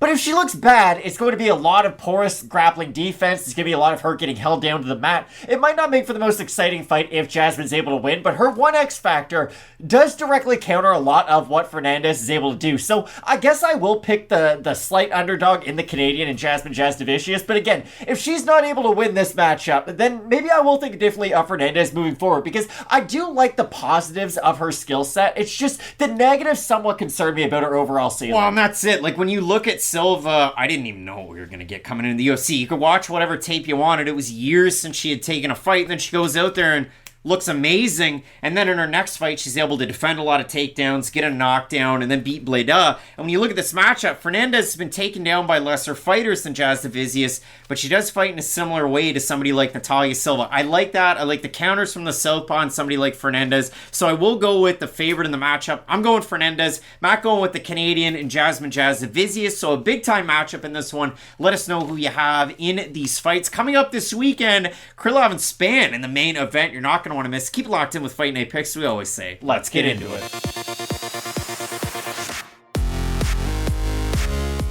Couple of lightweights looking for their respective first UFC wins. We have the Ghost Pepper Erick Gonzalez taking on Alabama's Trevor Peek, who's coming off of a big-time win on Dana White's Contender Series this past summer. He gets the knockout there over Malik Lewis after withstanding so much punishment in the first round. And Trevor Peek's one of those guys. His life story is crazy, overcame addiction, turned it into faith, and then turned it into a pro career where he's won every single fight, and they've all ended inside of the distance, and this guy absolutely bangs. And when you look at it for Erick Gonzalez, we said it in the intro for this entire card, he's a rock'em sock'em robot in an MMA cage. So when you put these two guys together, on paper, it should be an absolute banger of a fight of the night, Matt. I could not agree more. I think this should be a very entertaining fight. If you've gone back and done the film study of Trevor Peek, you know this guy's about this life. And good on him, first of all. Like you had said, got his life together. Now he's in the UFC. Very commendable of him. But he fights like a very violent MFer, which is kind of wild. Because for Peek, I am very curious if that's going to be the best style to fight a guy like Erick Gonzalez, because Gonzalez himself is very open for that kind of a fight. I know we've seen Gonzalez get hurt in many different brawls before, but still, that's where he himself is a very dangerous fighter. So be curious to see if Peak is just willing to throw down and have one of those classic brawls, because if he is going to have one, we all know what kind of punching power he has. We all know the boxing combinations that a guy like Peak possesses, but he might leave himself open for the big counter shots of Erick Gonzalez, and that's why I'll be curious to see how does Peak go into this fight fighting, because I will say, on one hand, I think the brawl could really help him because, again, we've seen some of the defensive liabilities from a guy like Erick Gonzalez, but on the other hand, it might leave the window open for Gonzalez to just have some of those 50-50 exchanges with Peak. So, I listened to interviews that both of these guys did with MMA Sucka, and by extension, James Lynch, and in them, Erick Gonzalez said that he switched up his camp. So, he's been a fight science guy for the majority of his career. For this one, it's CMMA, and you might go, who trains at CMMA? I know that gym, right? Yeah, the War Master, Josh Barnett, but also, and a guy who's going to be in his corner, Chad George. There's also David Waters there. But for fighters, Victor Henry trains out of that gym. Weber Almeida, you've seen a little bit with Lyoto Machida. If he ever does train in around California, it's out of that gym.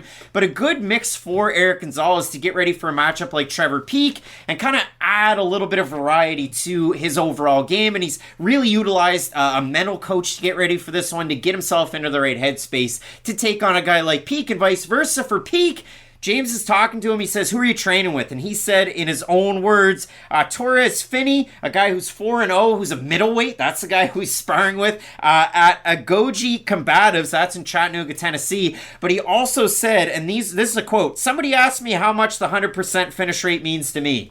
Everything. So Trevor Peak's coming in to bang, bro. So this is a good time fight. This is a big time fight. And for Peak, what you might not know about him, that fight against Malik Lewis, you'll see on Numbers on a Page, wins it in the second round by finish.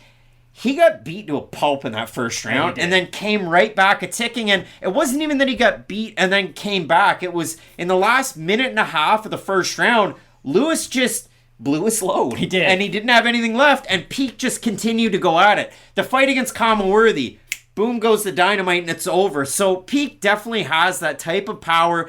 His wrestling defense can struggle, but he has that Derek Lewis just get up in him. Whereas for Erick Gonzalez, he's well-rounded in his own right. Now, it was a little weird because the commentary when he's taking on Terrence McKinney said, and I think it was Bisbing that said it, but if I'm wrong, and I apologize. Somebody said it in that fight. He should go out there and wrestle against Terrence McKinney, and I thought, what?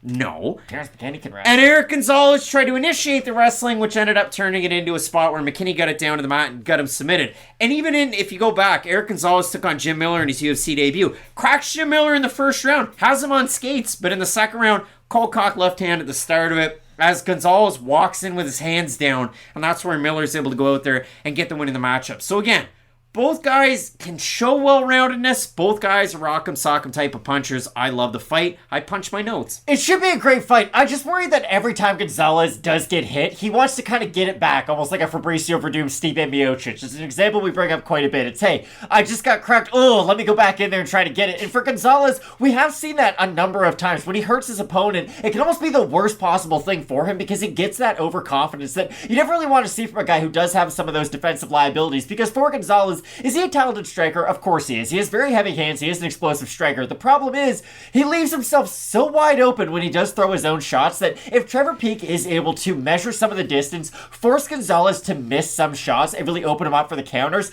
I could easily see Peak putting him down with one or two clean shots in the first round. Now, originally the matchup was supposed to be Gonzalez against Darius Flowers, which is wild because Darius Flowers was going to try and beat Jared Cannonier and go from middleweight to then welterweight to then lightweight. And it would have been his first lightweight fight of his entire career. So kudos to him, but it didn't happen. So Flowers is out of the matchup, and Trevor Peak was supposed to get the returning, about 5 years away, Alex Reyes. That fight was scrapped. They threw these two guys together. So now we get just a hellish type of matchup. Peak is a slight favorite in the fight. We have a look at the Topology votes. Surprise to us as they are to you.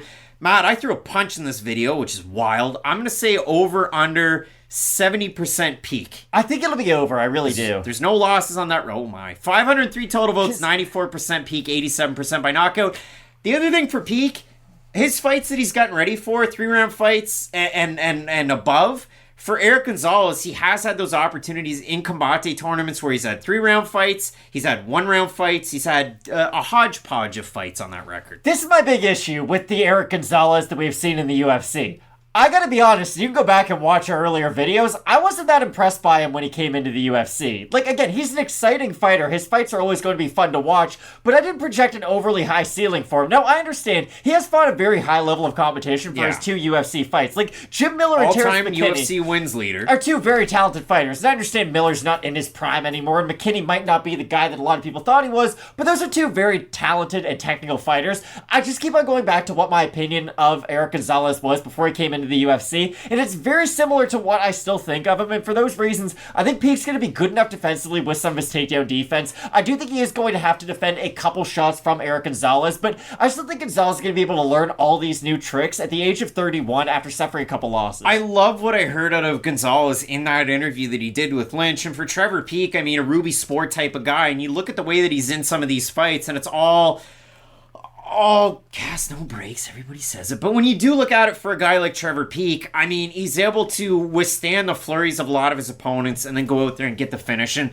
to beat a guy like Malik Lewis, I think that translates well to a fight like he's got in front of him against Erick Gonzalez. So I do have Trevor Peake, but guys, this is a super volatile matchup. Either one of these guys could walk away with a finish, and I don't think it would surprise anybody whatsoever if you've done the tape study on this one. So both of us going with Alabama's own Trevor Peake to get the win in the matchup. An insane fight coming up this weekend at lightweight. Some big-time fights left on this card. Ooh boy, the main event, Nikita Krylov, Ryan Spann, light heavyweight finishers. You're not going to want to miss. Keep it locked in with Fight Night Picks, we always say. Let's get into it. An all-Canada type of matchup coming up this weekend. It's a Fight Night Picks special. We have Ontario to Nova Scotia, to California's own proper Mike Mallet, the former World Series of Fighting man. He took on Hakeem Dawodu there, and I'll throw up the picture. They were very young and fresh-faced in that matchup. Dawodu threw the blitz on him and won by standing TKO. That's the only loss on Mike Mallet's record. Missed weight for featherweight in that matchup. He is now a welterweight, taking on Varennes, Quebec, Canada's own, the White Lion, Yohan Lainesse, a guy that trains out of Académie Connexion with Pat Cote, a legend of Canadian MMA, is he? Oh, without a doubt, Patrick Cote. He's one of those weird guys who isn't in the Hall of Fame, but it's like just a quality role player for a basketball team that you enjoy. Just someone who's been in your life for a very long time. Like, he's my Jonas Valanciunas, if you will. That's what Patrick Cote is to me. Well, Matt, for the White Lion, Yohan Lainesse, you look at his UFC career, and it's been a little bit of a mixed bag. I mean, even before that, he was over at CFFC. He became a champ over there, got some really gutsy wins. He beats Justin Burlinson on Dana White's Contender Series, loses to Gabe Green, and gets knocked the F out in that matchup. And then he takes on Darian Weiss and he wins by split decision. That was a little bit of a different fight. Now, I should say, in the fight that he had against Gabe Green, he landed one of the biggest right hands I've ever seen in my entire life, and he face planted Green. And then somehow Green came back out of that. Lainesse started to slow down, and Green started to build up, and he took over. But in the fight against Darian Weiss, it was constant pressure from Weiss on Lainesse, and then Lainesse was able to kind of land some of his shots from the outside. It was a hard fight to try and judge in that one. But overall, it was a weird one compared to Mike Mallet going out there, getting bloodied up and outstruck by Mickey Gall until Gall steps in with his hands kind of down. Mallet goes right hand, left hook, and face plants Mickey Gall. I think this could be a really fun fight to watch for as long as it lasts, because what Yohan Lainesse is able to demonstrate in his UFC career up until this point is he doesn't do it with pressure all that well. I think that's fair to say, but he's going to meet you with power. That's how he's going to meet your pressure. Now with Lainesse, it is interesting because I do think he does slow down over fights. He doesn't necessarily throw in combination all the time, which is interesting because when he does throw in combination and make his opponent think about defending the legs, defending the body, defending the head, he becomes a much more devastating style of a striker when he is becoming that 3-level kind of a guy, because he does have very heavy hands. He can switch stances a little bit, and I agree with you 100%. The strike that he landed on Gabe Green, it's like Pinil Dariush, Mateusz Gamrot, like the overhand Dariush hit him with, like, it's on a short list for the most powerful non-knockout strikes you will ever see in your life. I just think for Lainesse, I'll be curious to see if the pressure that he doesn't necessarily deal with all that well is going to be a recurring theme throughout his UFC career, because how did Gabe Green break him down? You're right, Lainesse did slow down as that fight went on, but it was the constant pressure and the constant just physicality of a guy like Gabe Green. He's always doing something, he's making you think he feels a lot bigger than he really is in the cage. And that's another point that I wanted to bring up for this video. Yohan Lainesse 90% of the time is the biggest welterweight you will ever see. So it was said too by CM Punk in the fight against Cuts with CFFC, the fact that Lainesse was 193 the morning of the fight for the title, and Lainesse is huge, whereas Mallet used to be a featherweight, and he's built himself up into a welterweight. But I really want to see both these guys square off on Friday after weigh-ins, because I would assume Lainesse is still going to be the bigger guy, even though height and reach is pretty well equal. I do, and this is where I'm almost going to zag on myself. I actually think Mike Malot's speed advantage is going to be a big factor in this match, because the thing about Lainesse is he's not a slow puncher by any means, but they are somewhat telegraphed if you are an intelligent striker on the outside. If you keep your eyes open, you can see what strikes he is throwing towards you, and they do slow as the fight goes on. So if Mike Mallet is able to go in, get inside the pocket, get outside from some of those bigger shots of Lainesse, I could see him having a lot of success. But like you had brought up, Yohan Lainesse is a much higher level striker than even a guy like Mickey Gall. And I know Gall has made improvements throughout his career. I think that's fair to say. He's definitely improved on his boxing. He has a good jab. But Lainesse has genuine consequences when he lands his power shots, unlike a guy like Gall. Well, and if you watch the Mike Mallet fights, Contender Series, you watch him on the regional scene, like he fought in Eastern Canada, because that's the thing. For Mallet, he went to school at Dalhousie, which again, every time I'm going to say just boo to Dalhousie, but he went to school at Dalhousie and he started to train at Titans MMA, which is a gym that we've seen Gavin Tucker out of, and we see a lot of fighters, like if you watch Fight League Atlantic with Derek, you know that, hey, you're going to have a lot of fighters at a Titan, so that's what Mallet rep for his early MMA career, and then somehow he made his way down to Team Alpha Male, and he became the Jiu-Jitsu coach, the Muay Thai coach, and the boxing coach, and if you watch the fight that he had against Gall, John Anik says in that one, Mallet's got that experience of cornering like 15 to 20 different UFC fights, and that was the thing. We would see Mike Mallet in all of these corners for years and go, why the hell isn't he fighting? Because he was a really good fighter, and then all of a sudden, he started to pick it up in the last couple of years. He has his own fight with CFFC against Solomon Renfro, where he gets hit and dropped early, and then he comes back, and he ends up getting the finish in that one against Smatritsky. Wasn't all that close in that one, and even against Mickey Gall. Gall was landing, like he had Mallet on the back foot, and then all of a sudden, Mallet plants, right hand, left hook, drops Mickey Gall. So, again, the commentary was pretty bullish on Mickey Gall, leaving his chin up in the air for the majority of that fight. But Mallet was wearing it on his face, and that's the thing. Renfro fight, Gall fight, the fight that he had against Hakeem Dawodu. One thing that Mallet can struggle with too, and most fighters do, is the pressure. But for Mallet, he reminds me of a fighter like we had last weekend, and maybe it's the CFFC connection, it's cheap, but a guy like Blake Bilder, I guess it's 2 weeks ago. Bilder's got to get hit, Bilder's got to get dropped, Bilder's got to get into a fight before he really starts to mount his own offense. And to me, watching Mike Mallet fights, I find myself, I could be completely wrong,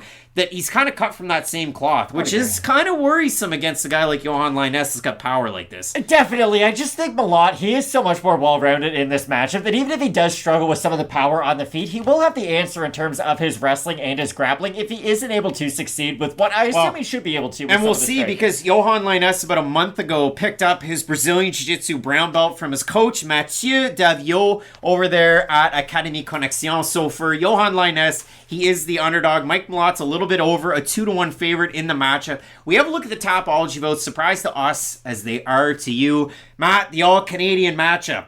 I'm going to say over under 70% for proper Mike Mallet. I think it'll be over. I think it's going to be over. It's way over. So 670 total votes will say 91% Mallet, 65% by knockout. For the 9% that have Lainesse, 57% by knockout as well. So a lot of people anticipating a knockout between a couple of guys who like to strike. For me, yeah, I agree with you. I think that, yeah, Mike Mallet has a definite speed advantage. You look in these fights, he's throwing in combination. He still does have that issue where you mix in a couple of power shots into your combination, you send him back, and once he gets behind the black line, he can really struggle. Lainesse could definitely do that. I'm ever so slightly going with Mike Mallet, but more than a 2-1 favorite. It's a little weird based on the fact that, again, I assume Lainesse is going to be a lot bigger too.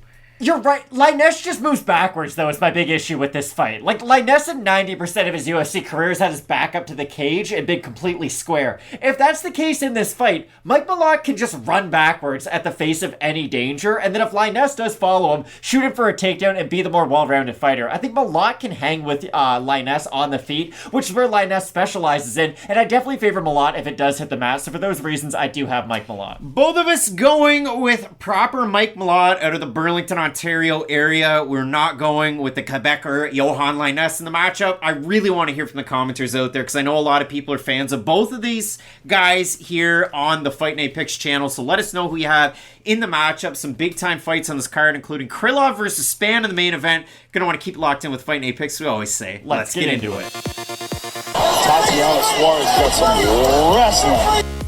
Coming up this weekend in her first action in 3 years, 8 months, and 17 days, we have the Ultimate Fighter Season 23 winner at strawweight, the former number 2 ranked fighter in that division, Tatiana Suarez, representing Extreme Couture, taking on Montana De La Rosa in a big-time matchup on this card this weekend because, Matt, as I said, you pull yourself back to 2019. The last time that Tatiana Suarez fought was back in June of that year. And I'll show you the rankings right there. Suarez was at number 2. She picked up a win over now Nina Nunes. And if you look at it, Matt, what do you think the number 1 song was back in June of 2019?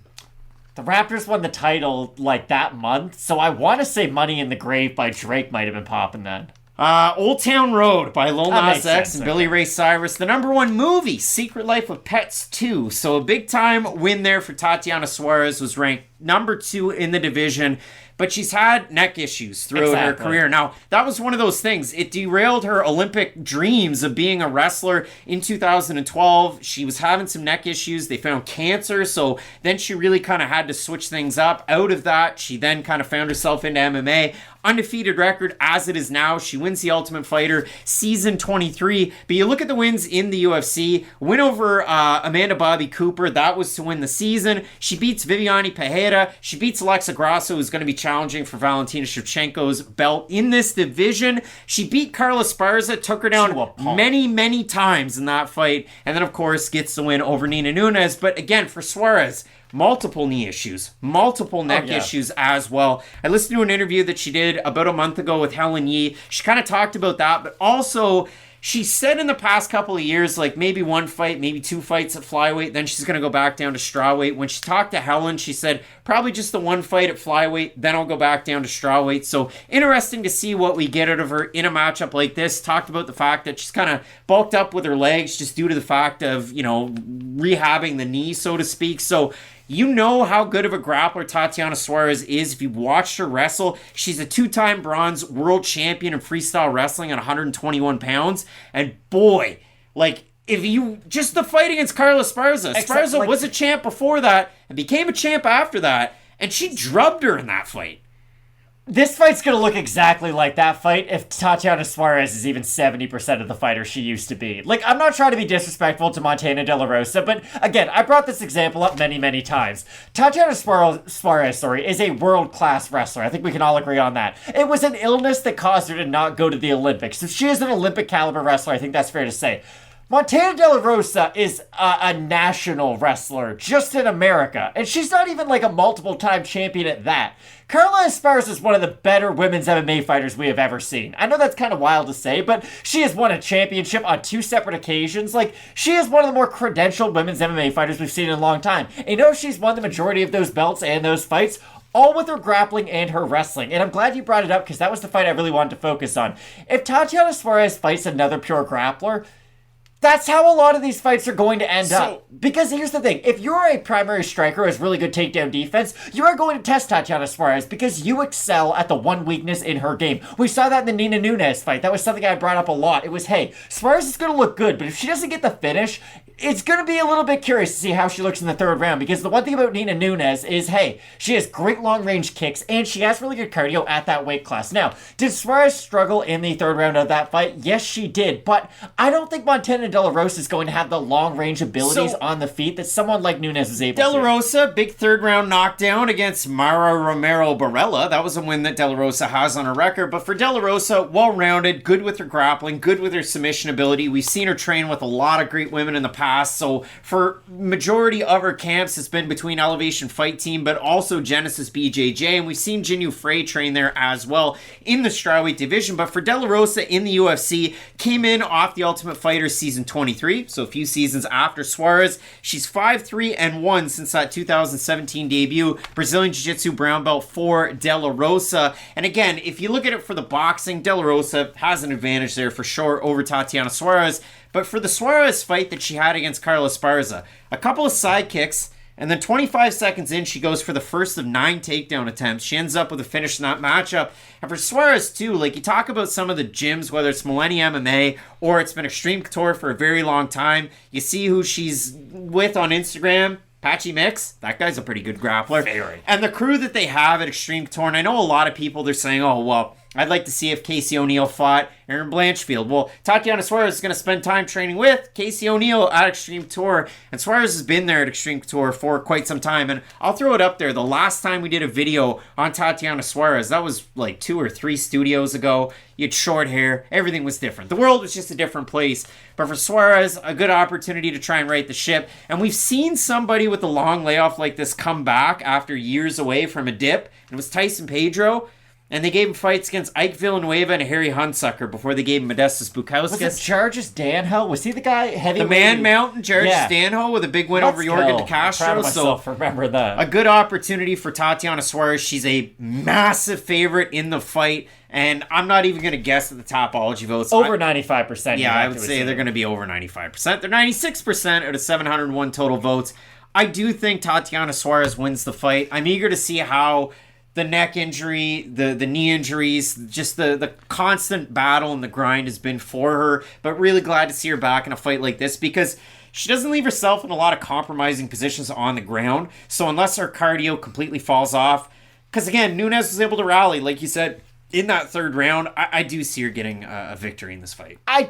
I worry about Suarez basically just holding up throughout her MMA career, if I'm being completely honest. And you hate that that's the one thing that you worry about more than her skill set or more than how she's going to look against a lot of her opponents, because she does remind me a lot of, remember when American Kickboxing Academy had that terrible run where it was Kane would get hurt, DC would get hurt, Luke Rockhold would get hurt, and it was, hey, you're training so hard with all these world-class guys, you're bound to get hurt at a certain point. For Suarez, she does remind me a little bit of that Jacob deGrom factor. It's, hey, you're almost too talented for what your body can actually withstand. So for Suarez, hopefully we can see her a lot more in the UFC octagon. Hopefully we can get 2 or 3 performances every single year, because watching her grapple really is a special thing to witness. Very high level ground and pound, great submission ability. I highly recommend you go back and watch that Alexa Grasso fight because it was dominant. She gets her down very quick. Gets her down, takes her back, chokes her out like it was nothing. So I do think Suarez is going to look pretty good in this weight class. Both of us going with Extreme Couture Zone Tatiana Suarez to get the win in the matchup. The next fight on the card, a guy who hip thrusted his way to a win, taking on a guy who is on a slide. It's Augusto Sakai taking on Dante Almeida. You're not going to want to miss. Keep it locked in with Fight Night Picks. We always say, let's get into it.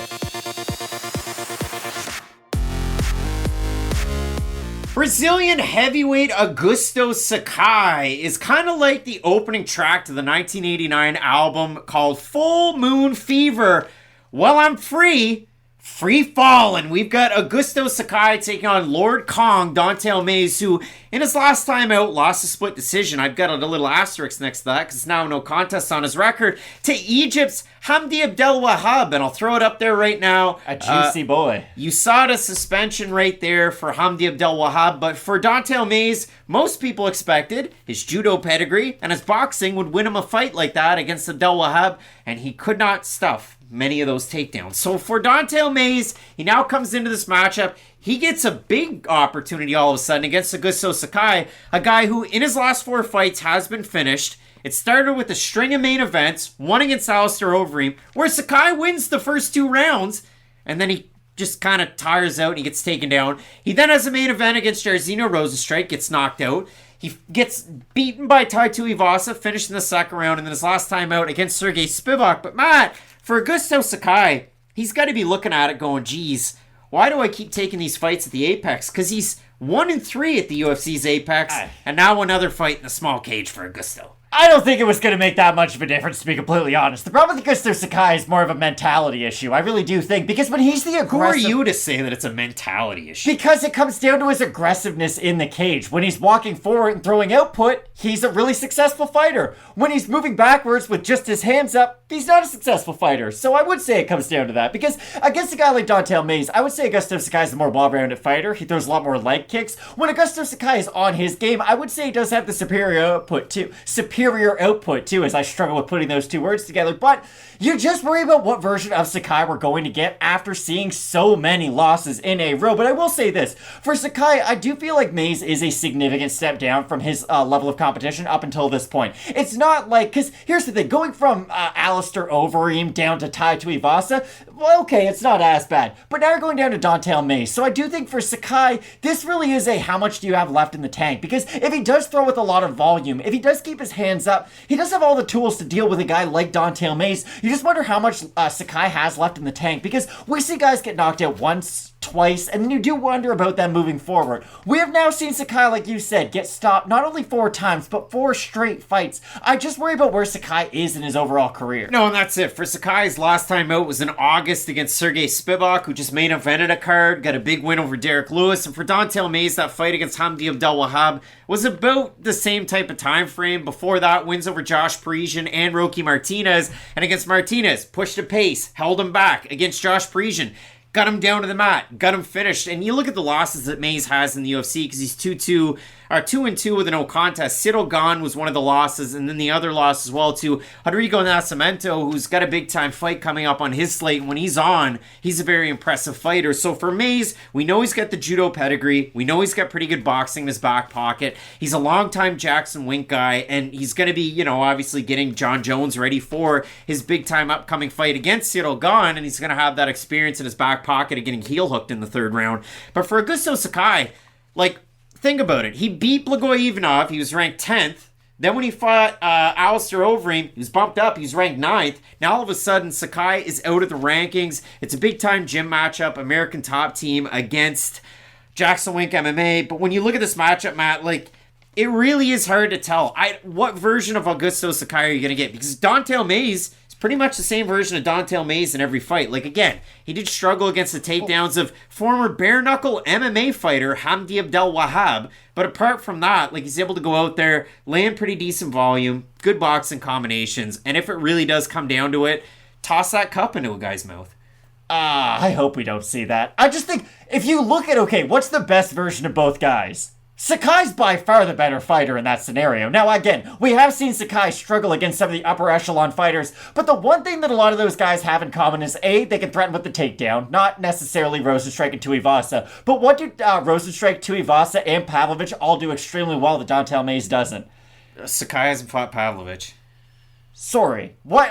Who did Sakai just get knocked out by? Sergey Spivak. Sorry, Sergey's got mixed up in my head. What do all those fighters do? They cut the cage off extremely well, and I do think that's going to be the question for Don'Tale Mayes. If he just throws with his boxing combinations and doesn't move his feet behind them, I think he's going to find himself chasing Augusto Sakai for a lot of this fight. And if that's the case, this isn't going to be a great fight to watch, because Sakai on the front foot, when he is throwing with combinations, is a pretty exciting fighter to watch. I wouldn't say he is a stale heavyweight by any means, and I think we did see that in the Alistair Overeem fight, because he threw a lot of volume, especially early on in that fight. Like you said, he did get tired, but you don't necessarily worry about that in a 3-round atmosphere like this fight. I just think about what Sakai can be on his best day, and when you compare that against what Don'Tale Mayes is on his best day, Mayes might be able to be competitive with some of the boxing, but I do think he's going to struggle in some of those clinch positions, and I'll be curious to see if either guy does go for a takedown in this fight, or if we'll just primarily get a lot of strikes. I've struggled with Sakai fights, and we talk about the last 5 fights. I even thought Sakai lost against Blagoy Ivanov, or was on his way to losing in that. When he grabbed the fence, he was getting taken down.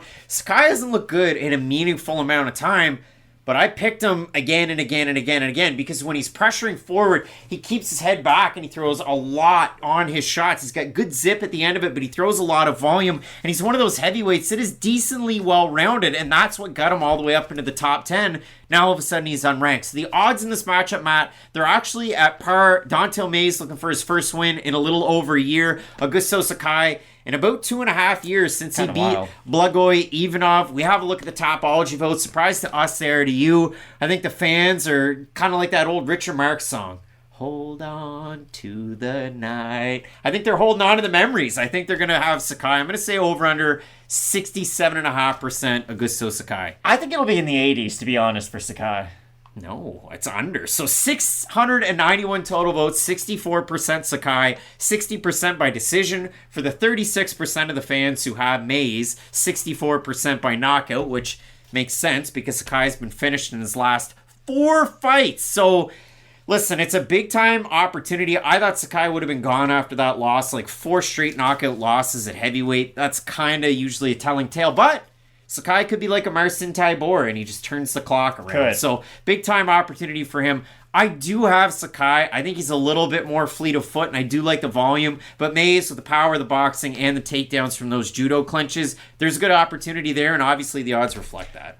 This isn't a perfect example, but this fight reminds me a little bit of when Dan Hooker lost a lot of fights against the elite of the elite and then fought Claudio Puelles. It was like, okay, this is the proper fight for where you are in your career to try to get you back on track, because if Sakai beats Mays, probably won't get a top 15 guy next. Maybe he'll get that 14th, 15th guy, but I do think it will get Sakai enough of momentum back so that he'll keep on getting some more bigger names after this one. I do have Augusto Sakai in this matchup because I do think he is the more well-rounded guy. I do like his output when he is on his A game, but I worry about how much he has left when it comes to durability, because Don'Tale Mays hits really, really hard, and if he is able to land some of those elbows in tight and then follow up with boxing combinations, I can see a world where Mays is able to get Sakai hurt and then finish him, but I do have Augusto Sakai. This is one of those poster fights like when Overeem fought Lesnar, 6'6 versus 6'3, a couple of big-time heavyweights banging it out on the weekend. Matt, both of us going with Augusto Sakai to get the win. Let us know down below in the comments section who you have in the next fight, co-main event. Andrea Muniz, grappling ace, taking on Brendan Allen. He's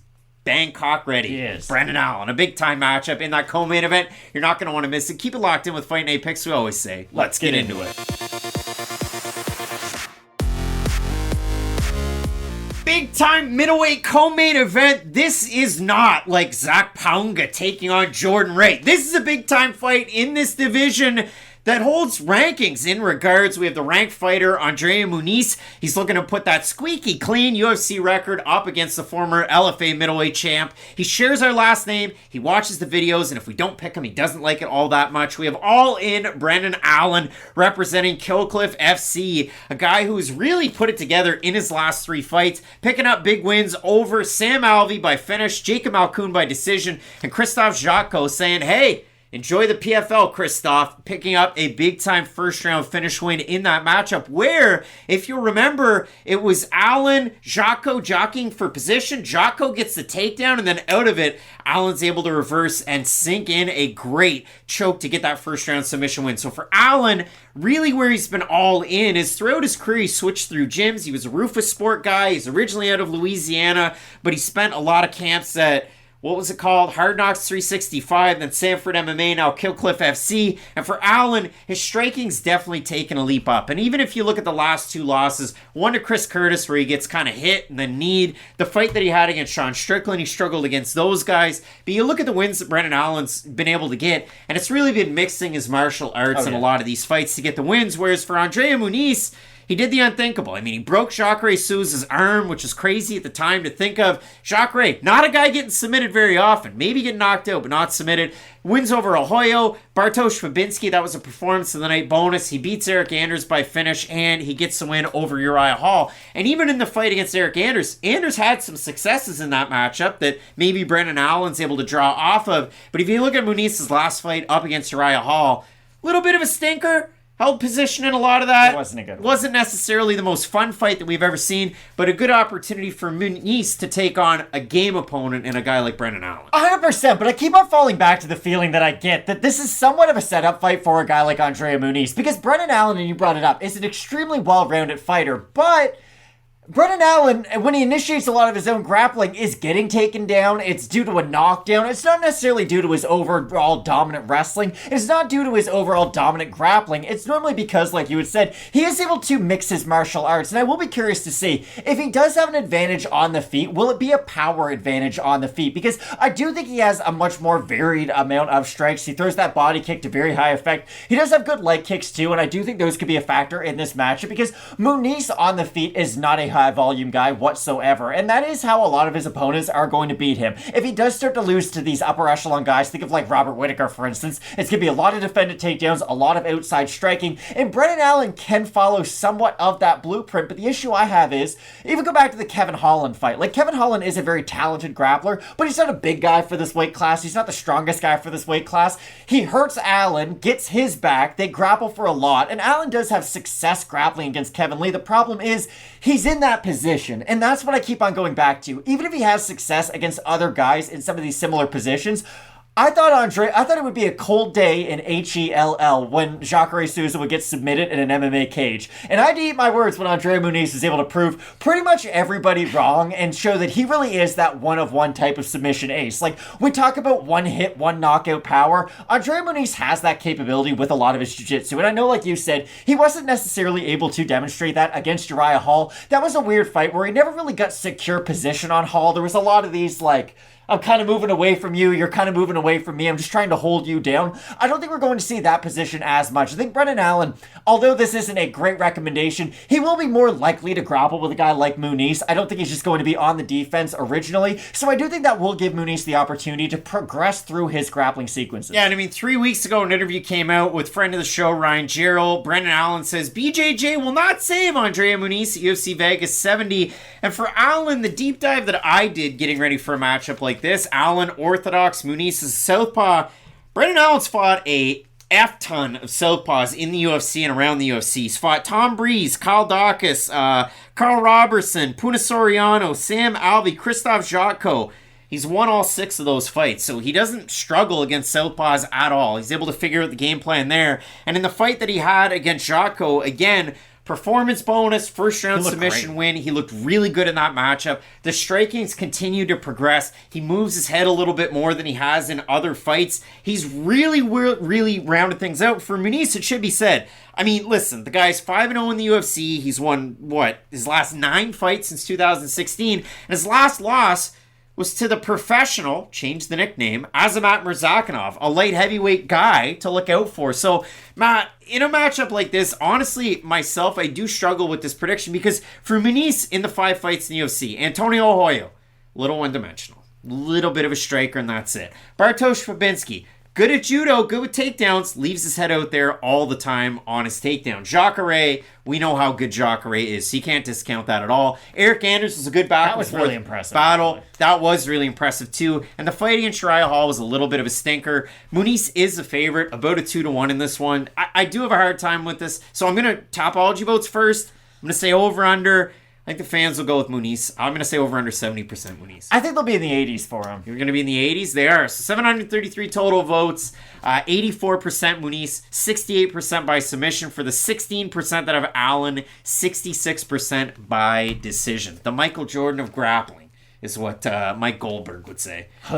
Shouldn't call anybody Travis that. Luter. This is my big problem, and I kind of mentioned it earlier on in the video. Brendan Allen will play the game of grappling with a guy like Andrea Muniz, and I just think that's the worst game plan possible. If he had a little bit more power on the feet, I do think Allen's the better striker. He's the more varied striker, but he's not one of these one-hitter-quitter kind of guys, and I think that would help him a lot against a guy like Muniz, because it makes it so that if you're just perfect for that 1 second, you can get the win, whereas I think Allen to win this fight is probably more likely to win it by decision. It's going to be tough to go out there and knock out a guy like Muniz, because even if you hurt him, he can just go back into his full guard, kind of play that Damian Maia style of a game where, again, fans don't necessarily like it, but when you're as dangerous as Muniz is on the mat, you can get away with doing some techniques like that. So I do have Muniz for what he's able to demonstrate with his grappling up until this point, but again, like you had mentioned, Allen has been able to improve with his striking. He came into the UFC thought of very much as a pure grappler, and now he is a very well-rounded fighter, so I could see Allen getting the win, but I just think Muniz's grappling is a little too dominant. And you think about it too, like he's got a teammate who's gone through a similar fight, went out there, got the knockout, put his hands up, and then ended up, it was the fight that Gilbert Burns had against Damian Maia. So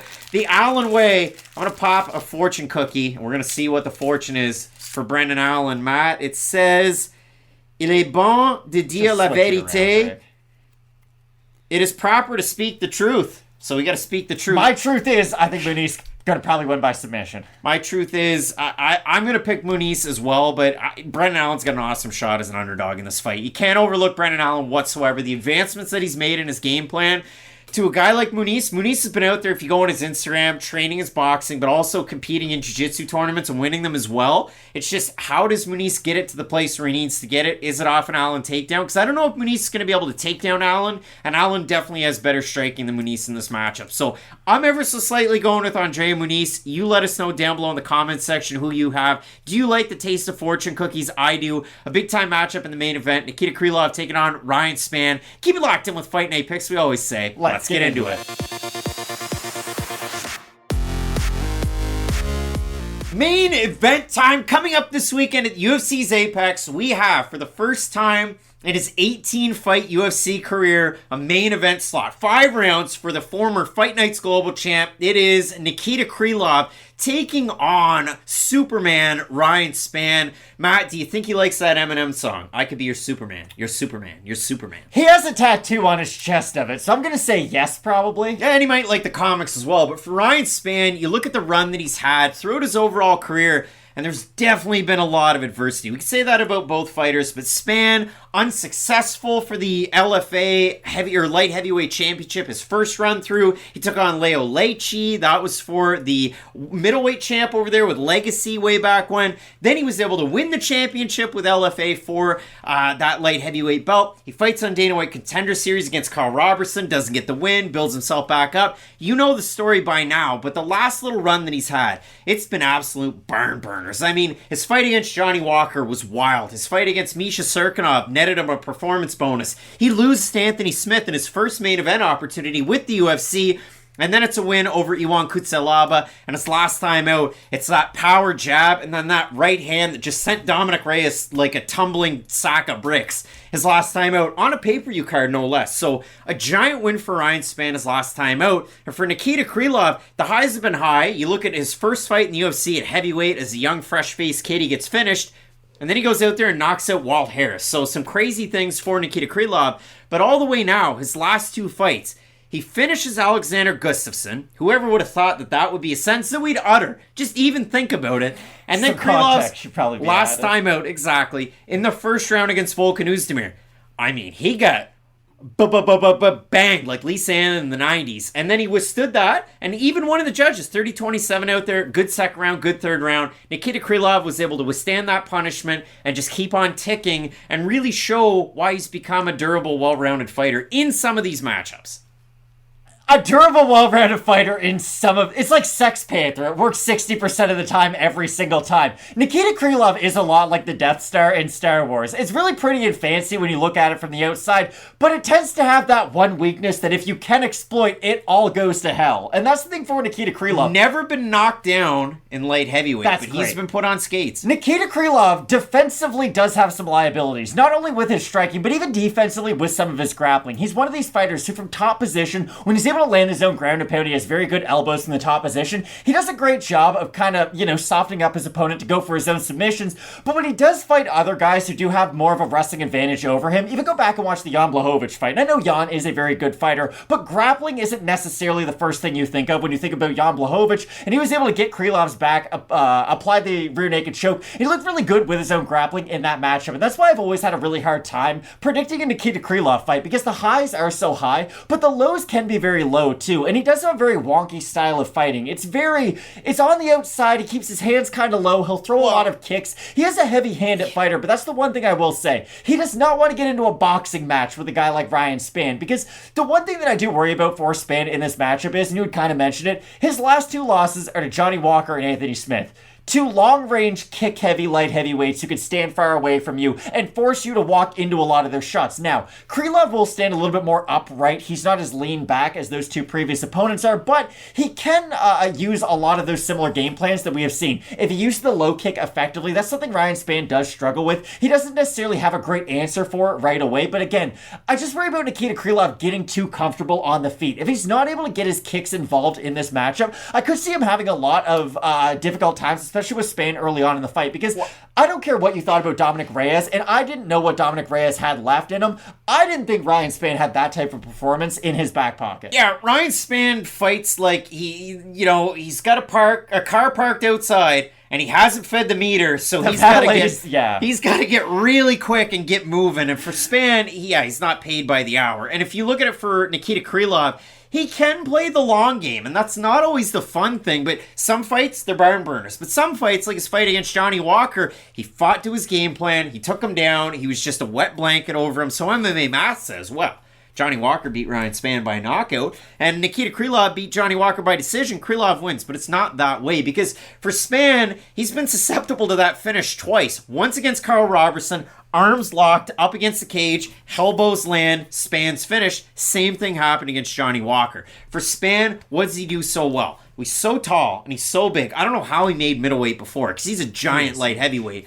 He stands kind of like this, and he lands that really good jab, but he'll double up on the jab to disguise his right hand, and he pumps it out there really quick, and there's a ton of power on both the shots. Again, it's not often that you see somebody with power jab knockout wins, but that's what they credit Spann with in his last fight against Dominic Reyes, where Reyes was walking in, Spann stepped forward with it, and then the right hand came in and knocked him down. But if you look at the Spann wins, again, and even some of the losses, the fight against Yohan Kucalaba goes out there, gets a takedown, ends up in mount, and then all of a sudden Spann's bucking him off. Spann puts both legs in it like a bunny rabbit, kicks him completely off up against the cage, and then Spann's back up again. Kucalaba gets a little bit wild and reckless. He's going to fight Tanner Boser next, which is a little bit wild. Spann, like Aaron Blanchfield, standing guillotine, pulls it up, and then spins and lands on top, and he gets the guillotine finish. For Spann, the only trouble is, you mentioned it, the fight that he had against Anthony Smith, how did that fight go? They strike for a little bit, Spann then gets the back of Smith, picks him up and walks him across the cage. Smith is like, what's going on? Spann gets down, he has a lot of success, and then all of a sudden, out of all of the scrambles, Smith is getting on top, because he did put him on skates.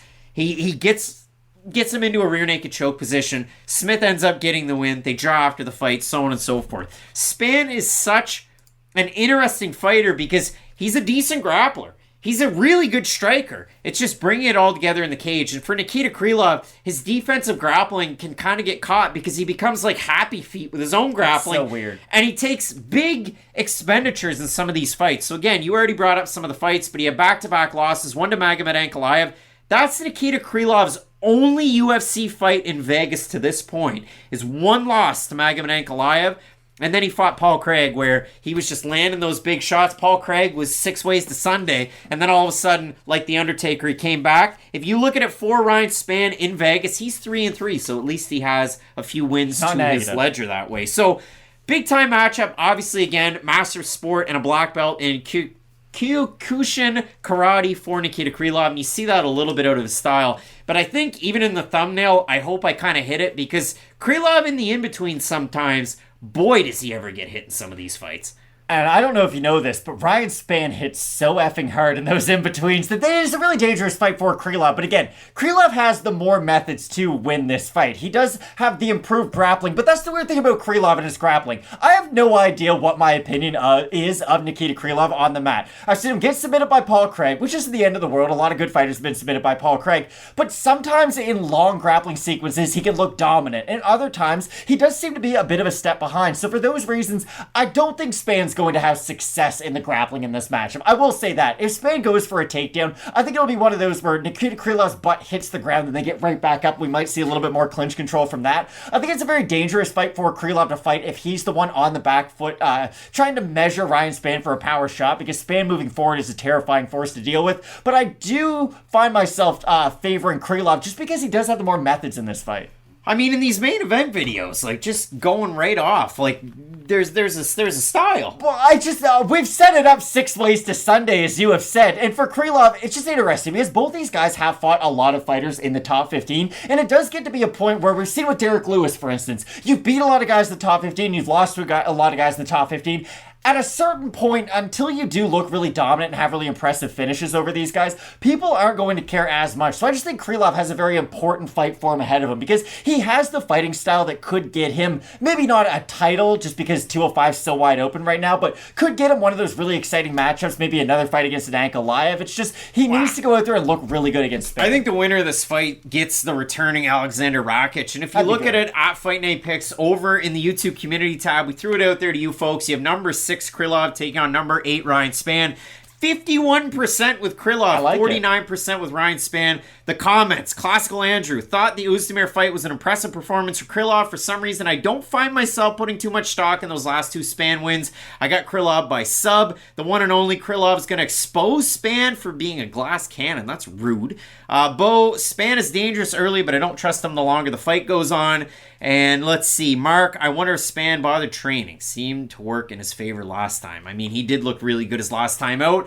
The odds ever so slightly favoring Nikita Krylov in this matchup. Spann, we've seen it, like this fight against Nogueira, this fight against Sam Alvey, as they went on, it did kind of wear on him a little bit. For Nikita Krylov, he also does expend a lot of energy. This might not be a good fight if we get into the championship rounds. Yeah, it could be a little bit of a stinker. So it is a tricky one. Topology, close as well. 55% on Topology, 51% Fight Night picks with Krylov. So you're saying Krylov gets the win in this one? But I agree with the Topology voters and our voters too. I think this is as close to a 50-50 fight as any on the card. Because again, for Krylov to have a lot of success, he has to mix his martial arts. But for him to do that, he's going to be put into positions where Ryan Spann can easily win by knockout. So for those reasons, I would not be surprised whatsoever to see Ryan Spann get an early finish like he's been able to do throughout the majority of his career. But I do think Krylov, with his kicks, with his own power ability with his hands, I do favor him ever so slightly in this matchup. But again, I like how the votes have been split down the middle. I do appreciate that from the fans. I like how they have the it close. slight underdog last week getting the win, Aaron Blanchfield over Jessica Andrade. Could it repeat itself again? I'll go Nikita Krylov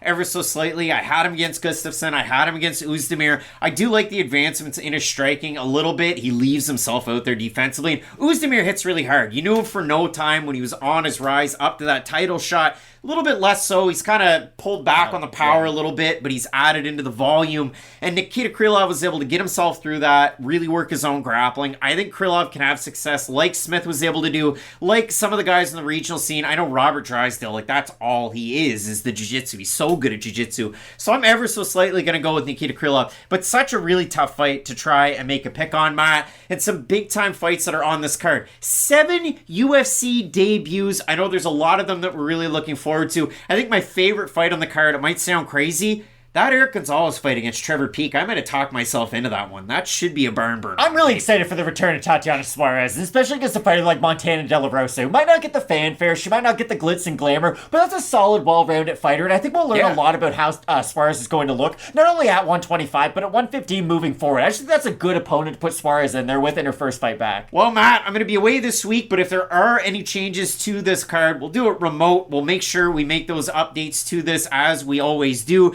Question mark kicks, it's going to be on Saturday. We will do that one probably from a hotel room. We'll see how that one goes. So make sure you keep it tuned in.